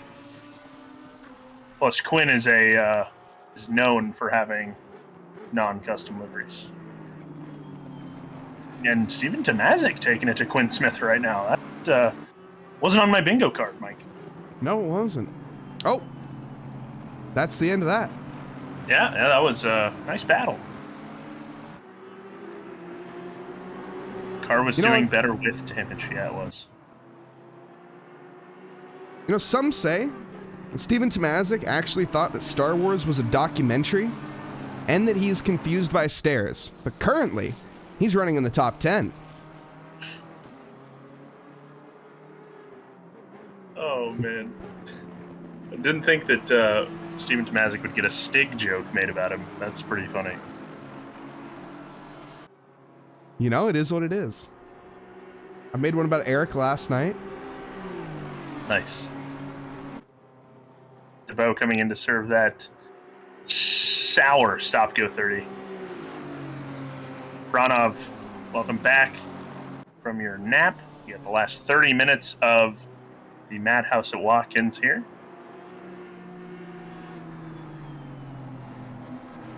Star Wars was historical fiction. I've been seeing on Twitter or X, whichever one you prefer to call it, the Chilean version that was shown on TV, on Chilean TV, that had ads that were like threaded in to the cut, and the best is these Cerveza Cristal ads, which is a beer, and it's quite funny. I'll have to send you one, but drink responsibly, absolutely hilarious. They cut them in at the perfect times to where they make sense, but at the same time, it's just a hilarious cut. I wish that they would just release it in theaters because I'd watch it. You do have to send me a clip of that later. Love to see that. Yeah, it's gold. If Chad is curious, just look up Cerveza Cristal Star Wars and it will pop right up. But yes, of course, drink responsibly, Chad. Gosh, speaking of that, I've been loving the Max Verstappen 0.0 Heineken stuff. You've been drinking it? No, just the ads and the memes that have come out of it. Oh, I don't drink beer. I have no idea as far as I don't follow. It's so good. There's some pretty good memes cooking out of the 0.0 stuff, but I don't follow Fraudulent One anymore. Unfortunately, I'm an IndyCar IMSA WEC superiorist. Well, Dom has just left the building. Everybody. Fraudulent One came up with that really quick. That's that might be like true, but come on. It's, you know, like, I don't have a defense. You're right. I still watched. It's still entertaining. Yeah. I still watched it. I'm an absolute liar. I still watched it yesterday, but the Ollie Behrman thing was why I watched for sure. Good on the kid. Good on the kid. I won't spoil anything just in case anyone hasn't watched it, even though it was a day ago. Yeah, and Carson, absolute jump scare, waking up from a nap and seeing a pissed off Dutchman on his TV. Weck is awesome now. Weck has always been awesome. Weck is sick. There's never been a time that I haven't enjoyed the World Endurance Championship. IMSA also sick. MotoGP sick. IndyCar sick. MotoGP sick. In case if anyone watched MotoGP. Oh, you did? I didn't hear you. Sorry, I was just too busy. I was too busy thinking of the MotoGP race that happened today. You know it rained in Qatar on Friday? Yes. Yeah. There's Supercross, motocross. Don't watch it. I really enjoyed, I didn't see the highlights from the previous one, but I did see Vadik, the Monster Energy Supercross girl. That was hilarious and incredibly ridiculous. For anyone that doesn't know what I'm talking about, just look up, it was last week, Supercross girl hit. That'll get you there. But yeah, no idea what that lady was doing walking across the middle of a dirt bike race, but yeah. Ow. She was good. She was fine. That's the only reason we can laugh about it. Built different, I think is the word there. Getting hit with a dirt bike is probably not a fun experience. She got brushed. She didn't get hit. Like it could have been much worse, but it wasn't that bad, and that's why we can laugh about it. Ha ha ha ha ha. Like, only when it becomes serious, you can no longer laugh at it. Yeah, exactly. Lanham and Quinn Smith. Lanham hunting down Steven Music, and Quinn Smith hunting down Steven Tomazic. Other than that, all of our battles are double digits. Pretty much double digits. This is the closest on track indeed. One Bigley with 200 bits. Thank you so much, Mr. Jacob. That goes straight in Eric's pocket, by the way. That doesn't. Eric actually doesn't get any of the funds, in case you guys were curious. He likes to I'm being a meme, but yes. Now, yeah, Carson is... Oh, okay. Go for it. No, you go. Oh, no, I was just going to say Carson is going to be our scientific control for getting hit with a dirt bike. Oh, fair enough. And am I a two-stroke guy or am I a four-stroke guy? I'm going to be honest. I'm a two-stroke guy. I own a Banshee, so I can't not be. But I also, in terms of motorcycles, I'd probably rather ride a four-stroke. But I'm going to be honest, I'd rather not ride a motorcycle. Because last time I did, well, I remember every second of it until my face hit the floor. And then I don't remember much. I think that's a Chevelle song. It goes a little bit differently, and I think it's 9 Inch Nails, but yes. Vadik, I'm not going to answer that question. Face to the floor? No, I think you're right, isn't it? Yeah, face to the floor is I think you're right. No, you're 100% right. I just remembered that, yeah. Oh, Steven Music got passed by Lanham. Lanham got the move done. Ferrari on Ferrari action. Can Quinn do the same, though? That's what he is working towards. So. Quinn's got a lot of skill behind the wheel there. He's in an uncharacteristic 11th place. Steven Tomazic in a really solid top 10. I don't want to say uncharacteristic top 10 because Steven's got good pace, and that would be mean, but very solid. Vadik, if you want to buy a four-stroke, I mean, I get it, but if you want to work on your bike and stuff like that, I'd buy a two-stroke. But they don't the issue is they don't make two-strokes anymore that are, what, Quinn's in, what? Quinn's, is he gonna... Okay. He heard me talking about him. Stop. He must be out of fuel. Or he must not have enough fuel. Doing it for the lulz, maybe? My only prediction, I don't think he has enough fuel. I don't know what else it could be. Trying to steal fastest lap going away? You change tires? Vadik, That is a great question, and I am not the one to ask. Definitely hit Eric up about that. He runs everything to do with track days, which if anyone is curious, if you guys head on over to TRACKILICIOUS.com or just look it up on Google, TRACKILICIOUS runs track days in Michigan, and it is going to be starting up sooner than later. So do check out the website. I think Eric is ironing out all the details. I don't think it's up on the website yet, but soon enough, the spring season will be starting for the track days. So definitely keep an eye out. But once again, I don't think anything is out just yet. Yeah, I know a bunch of guys. Jake Wells will be going out to that. I guarantee it. Jake Wells getting to ride along with Eric. He got to do that last year. Mike should bring out the Corolla. Yeah, he should. Emphasis on the roll. She a Camry. I don't like Corollas. No, his Corolla is actually really nice. So I wouldn't bring that. You had a Corolla. I have a Camry. Oh, my apologies. Good old Toyota. Wilson Fernandez has closed the gap up to Ali Raza. We have a battle for first place, Michael. We do. It doesn't mean anything championship-wise, but it means everything to the pride of these drivers.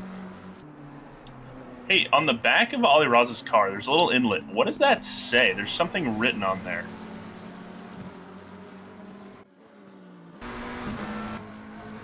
You know what I'm talking about?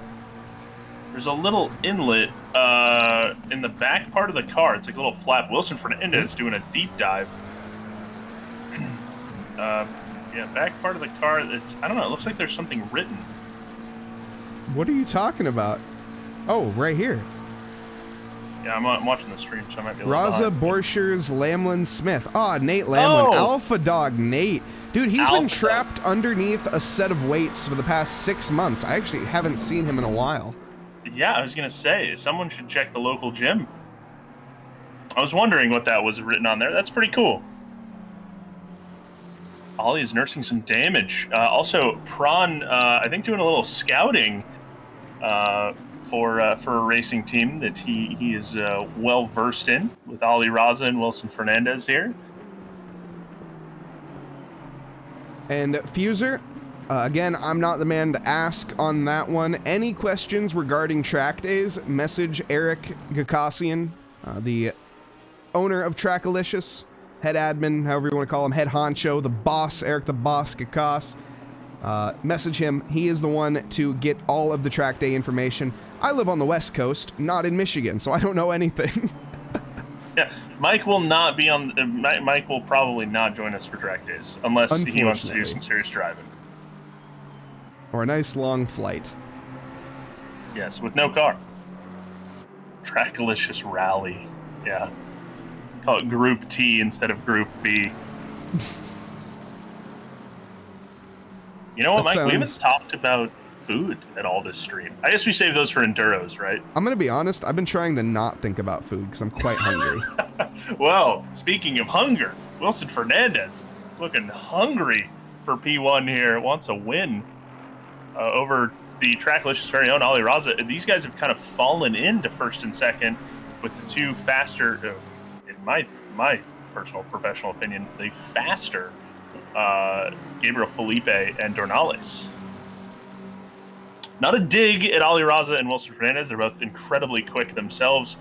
Both have done pro series and things like that. So, but they kind of have fallen into these two positions as we see Kevin Yu and CJ Engine having a chat on the side of the road. Oh, here goes Wilson Fernandez down the outside, coming into the beginning of the boot. Oh, terrible rejoin, CJ.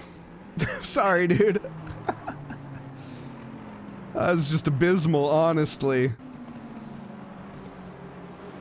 He's going to feel bad for that one. Kevin Yu, innocent victim, caught out there. And somehow, I don't know who that was, but that was a Rockefeller racing car that just slipped on by. I think it was probably Dubé.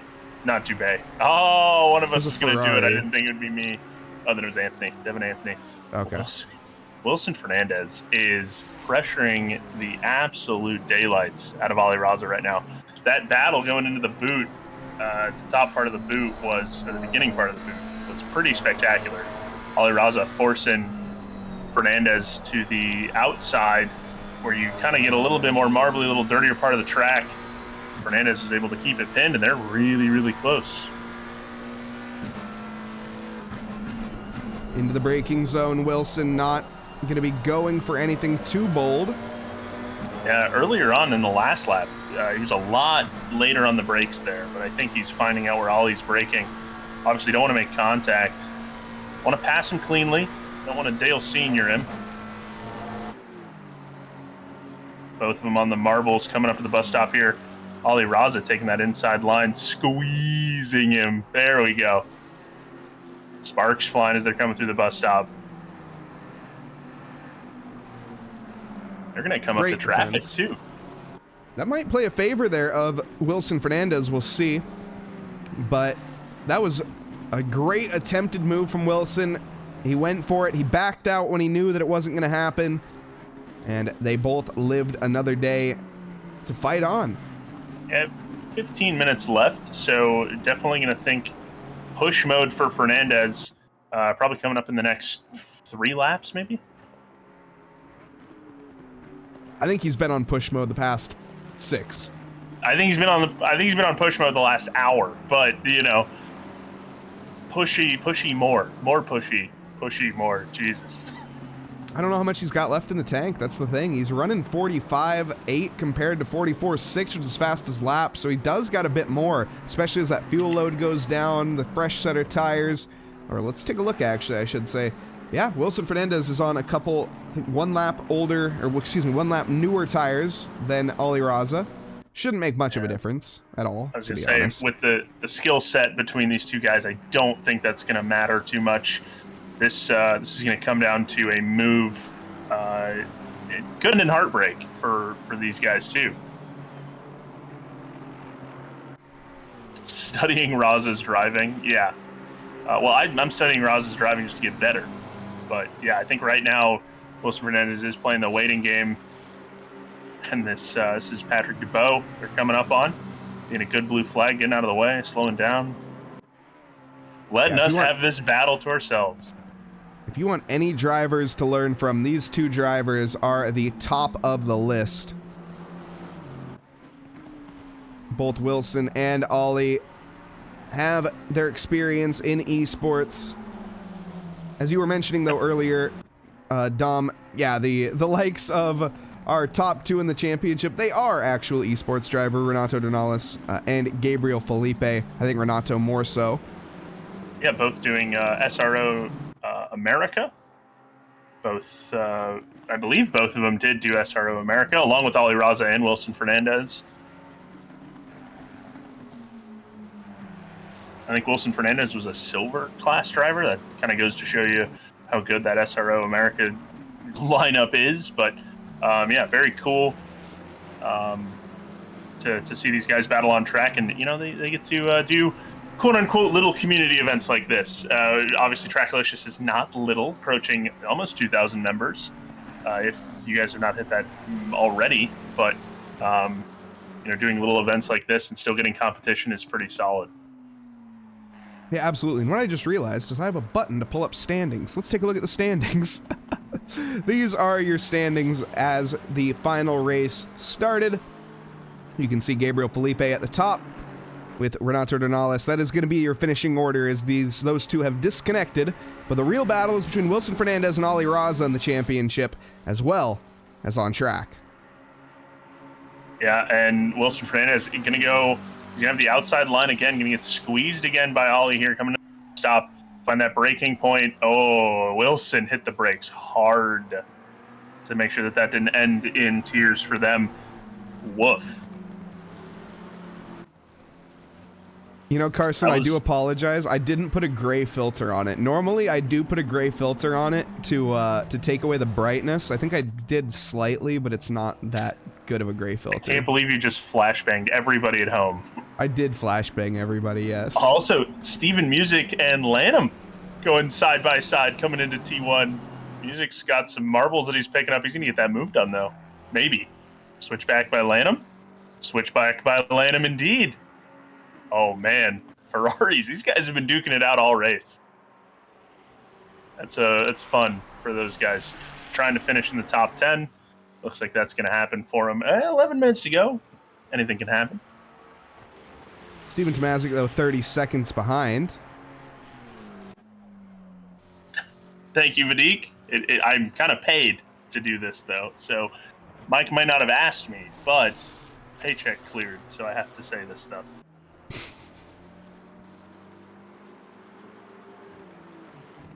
I don't even know how to comment.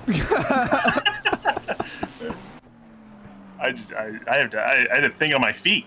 I had to be quick on that one. Still don't even know how to comment. Yeah, just gotta roll with the punches. Looking back to the front, Wilson Fernandez leads away. This is the same spot where Fernandez is gonna still keep trying at the bus stop. I don't think that's where you're gonna take him though, Wilson. I think Ollie is just super stable through there.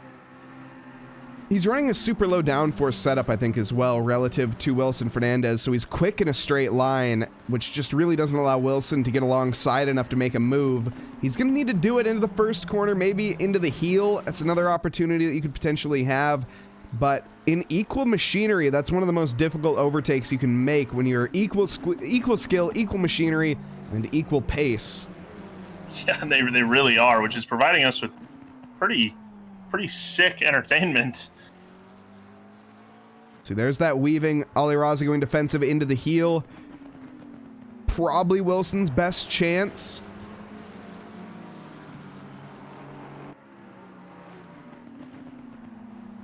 Also, kind of surprised. I would like to see, as we kind of roll into night here, I would like to see Wilson maybe get a little flashes in there on Ali Raza. Maybe a little mind games going.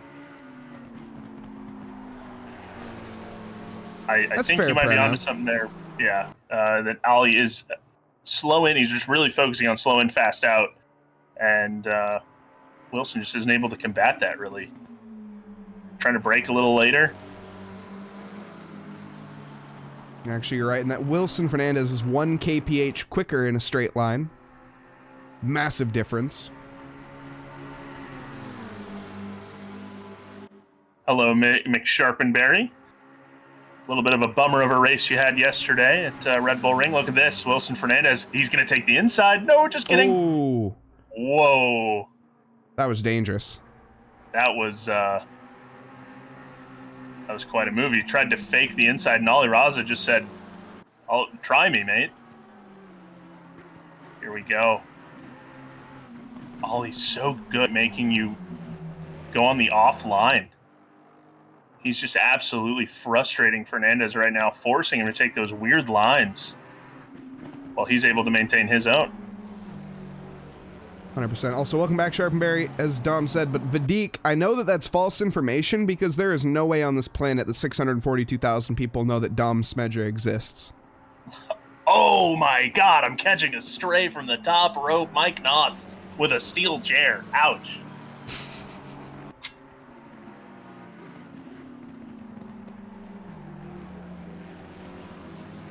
Merciless, Jesus. Drive the knife. So, you know, it's how it goes. Yeah. Blocked and reported.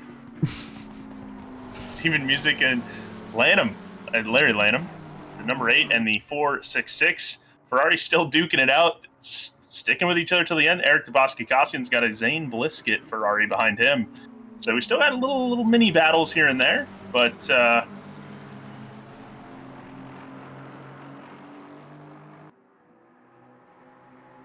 Wilson just really not finding what he needs here. Also, any which way, but just not making it happen.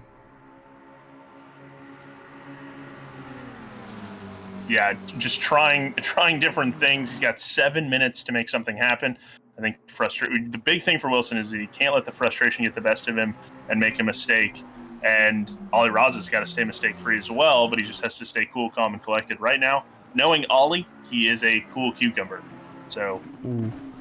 Ollie almost got caught sleeping there, but you see that defense to the inside. Great job covering the switchback. Vadik predicts that Ollie's engine won't last, but I don't know who Raleigh Aza is. Never mind. So, Did I say Raleigh-Ozza or did you say No, Raleigh-Ozza? Vadik said Oh. that. So I was making sure. I mean, Mike and I screw up names all the time, so I wanted to make sure that our dyslexia didn't catch the best of us there. no, we've been good so far. Ollie is dead silent right now. Yeah. I have a strange reason to believe that Prawn is sitting on his race engineer right now. Does Ollie ever sweat? Yeah, he's a sweat lord. Some say that it is impossible for him to wear socks, and he gave up drinking because it's up to $5 a gallon. But Ollie Raza, he's doing what he can here to keep the lead of this race. Somebody clip that, please. That was great. All he needs that is like a soundboard for himself. That was pretty funny. The razzle dazzle. Wilson Fernandez not finding what he needs. Cody's in chat and on it. You love to see it. Thanks, Cody, for providing all of the sound clips in the Discord from me and Eric. There's a couple pretty good ones in there. Dom, in fact, Dom, you haven't heard the most recent one. Remind me after this stream. I know that there are a lot in there. I noticed, but I haven't like through them all. I know that there are a couple of you, which I appreciate. I just wish, my friends knew who you were. There it is, back at you. Get it, got him. I wish your friends knew who you were. Damn! Oh my god! Your friends are all imaginary, Dom. Isn't there a show named after your imaginary friends? Yeah. Foster's Home for Imaginary Friends. That's where I get blue from. Yeah. Yep. Damn. Absolutely. Just clinical session here by Mike Nause. Somebody string up the pork, because we got a roast. REKT. I will say, we haven't seen too much of that in the race. It's been brilliant. Not too many yellow flags, occasional here and there. We've seen some rejoins that were relatively questionable. This, though, might be the best opportunity. Oh, no, he's just too far back. Again, Ollie is so punchy out of the corners. Oh, and making a mistake there on the curbing in that big, long T1 section. Not going to do Wilson any favors. Actually, this is the biggest the gap has been in the last couple laps at half a second. We got a little scrap down here for P14, Zane Blisket and Eric the Boss. Yeah, Eric looking to get by Zane Blisket. They've been duking it out for the last couple laps as well. Same with Steven Music and Larry Lanham. Of course, keeping you posted on that battle the entire time it's been happening, but I don't think Eric likes the Lambo. I think Eric would like to drive. Yeah, literally, you took the words out of my mouth, Dom. I think, knowing Eric, I think he probably wants to drive literally anything else. The 2015 Bentley, maybe. Oh, no, Wilson goes wide. Oh, man, that just absolutely shunted this idea of a win out of the heart of the vacuum racing guys. Yeah, Eric went wide simultaneously to you saying that. But the 2015 Bentley is mine. All right, buddy. All right. You pick, I think people will let you have torture it. yourself the way you want it. Yeah. Oh no, not the 2015 Bentley. That almost looked like a track cut there by Ollie Raza. It actually was. Both Wilson Fernandez and Ollie Raza picking up an invalid lap this time. He's using their speed tokens. Yeah, look at that. Yeah. I think Wilson Fernandez probably wants to take a couple more of those just to get back using his push to pass, if you will. Oh, he bet he wishes he had that right now. Yeah, absolutely.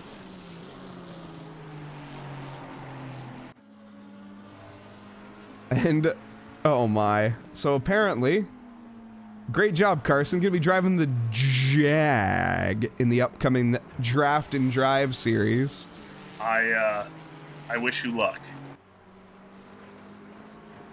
Should do the Lexus. Absolutely do the Lexus.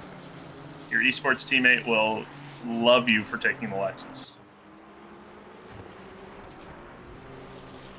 I'd say go for the Lexus. Go for the Japanese engineering over the British engineering any day. Dude, the Lexus in a straight line is insane. The Jag in a straight line is pretty good too, but the Lexus in a just the sound, it sounds like a NASCAR car. It's just, oh, I need a second. I need a moment here, Mike. Do you mind? As Dom recovers from thinking about the Lexus and cleans up, we will see the likes here. Steven Music trying to catch Larry Lanham. Larry overtook him a good 10 laps ago, realistically. He's stuck with him since and hasn't really let that gap up at all. I like Jagger better. Jagger. Jaggur. Jagger. The Jag. It's like Top Gear reference number 6. Also, are Ollie Raza's tire? What is going on? Ollie Raza keeps taking like the offline. I think he's trying to cover the inside. Yeah, he's trying to weave, break the slipstream. Yeah, but it's just really weird. He's getting marbles. Oh, Lanham. No way Lanham goes off. Whoa. That battle is now done. He shouldn't lose the position to Steven Tomazic. Should be able to hold on to it, but he will not be gaining P8. Oh, Wilson's going for it. This is his last opportunity into the bus stop. He has the outside line. Ollie has to leave him room here at the apex. Once we get there, Wilson backs out, though. Oh, man. I don't know. I say you throw your stones in there and just do it. Man. Not done yet. There's still a few more corners left. The heel, once again, we've seen Wilson is stronger into Sector 2 than Ollie Raza. Yeah, I think that was really the moment. Of course, Fernandez doing a fantastic job climbing back up from a second gap back. But, man, he's going to need something here. He's able to close in right there. He's had bad luck at that corner before. Use all the track, buddy. Trying to stay in that slipstream. Ollie Raza doing his best to break up that, get him into some dirty air. You should look at the Drew Burakovsky-Jake Wells battle on the bottom right there, Dom, because there's something heating up there as, I think it might change quickly. We'll see. Oh, yeah. Drew Burakovsky in P6 as Vadik is going to be hoping and praying that Jake Wells stays behind here. We're going to stick with the main battle here for the lead on the main feed, though. As we come to the line here, oh, Wilson hits the wall. He goes all out at the very end, but it's not enough. Ollie Raza takes the win here tonight. Wilson Fernandez in P2, Christian Dubé in third on the podium. Casey Schutte going to bring home P4 for the 444. Anton Wass in fifth. Drew Burakovsky, this is the battle to keep an eye on. Yeah, absolutely. Jake Wells pushing to the absolute max, coming into the boot and just out of the bus stop, but don't think it's going to be enough. Ooh, a little bit of, I'm going to dip inside. Just kidding, I'm going to go outside by Jake Wells. Didn't fool Burakovsky, though. Stayed pretty strong-headed. Burakovsky going to have to play stubborn here. All the way out. A little bit of a brake check, almost, by Burakovsky there coming into that corner. And here they come. Burakovsky going to finish sixth. Jake Wells right behind him in P7. Maybe. Oh, that's a close finish. That's a nice job there by those guys. Make it exciting. Ooh. Also, Casey Schutte in P4. That is quite a jump. Goes up 5 spots. Eric Akassian up 11 spots. Also, welcome Rocco Gaming V joining us here at the end. We have a battle between Eric and Zane, but Eric is going to lose out on that one. Tight throughout the field. Ollie Raza takes the win here tonight with Wilson Fernandez in P2, Christian Dubé in third. But the real talk of the town, obviously, is going to be the championship flashbang. Sorry, everybody. In terms, Gabriel Felipe wins the championship tonight with Renato Dornales in P2. A new TRACKILICIOUS GT3 champion, Gabriel Felipe. Great work by the drivers. Nice job. Great job, Mike. Great job by the BOP team. Ollie Raza, of course, adminning stuff and whatnot. Eric, of course, for organizing all this. It's always great to be a part of the TRACKILICIOUS seasons. Absolutely. What an incredible season it was at the end there. Came down to the wire. Unfortunately, it came down to 2 disconnects. If Gabriel Felipe is around, I'd love an interview if the champion is available, but I'm not sure they're going to be watching the stream in the current moment. But I know we have Felipe Gabriel. Can you get a hold of your fellow namesman? Sure. We'll call it that. Yeah, why not? It's a new term that we made up today. Let's see here. We have Wilson Fernandez in the green room. Talk about Dom. You want to take us away on that interview? Let's pull Wilson down here. Wilson Fernandez joining us here. He finished P2. Dom, take it away. Yeah, Wilson, you had quite a battle. You had quite a handful with Mr. Ali Raza right in front of you for a lot of the race. Just kind of walk us through that, staring at that rear wing. Hey, hello. Was an amazing battle with Raza. Great race. I'm exhausted. Yeah, I could tell. Battled at a line there. That was awesome.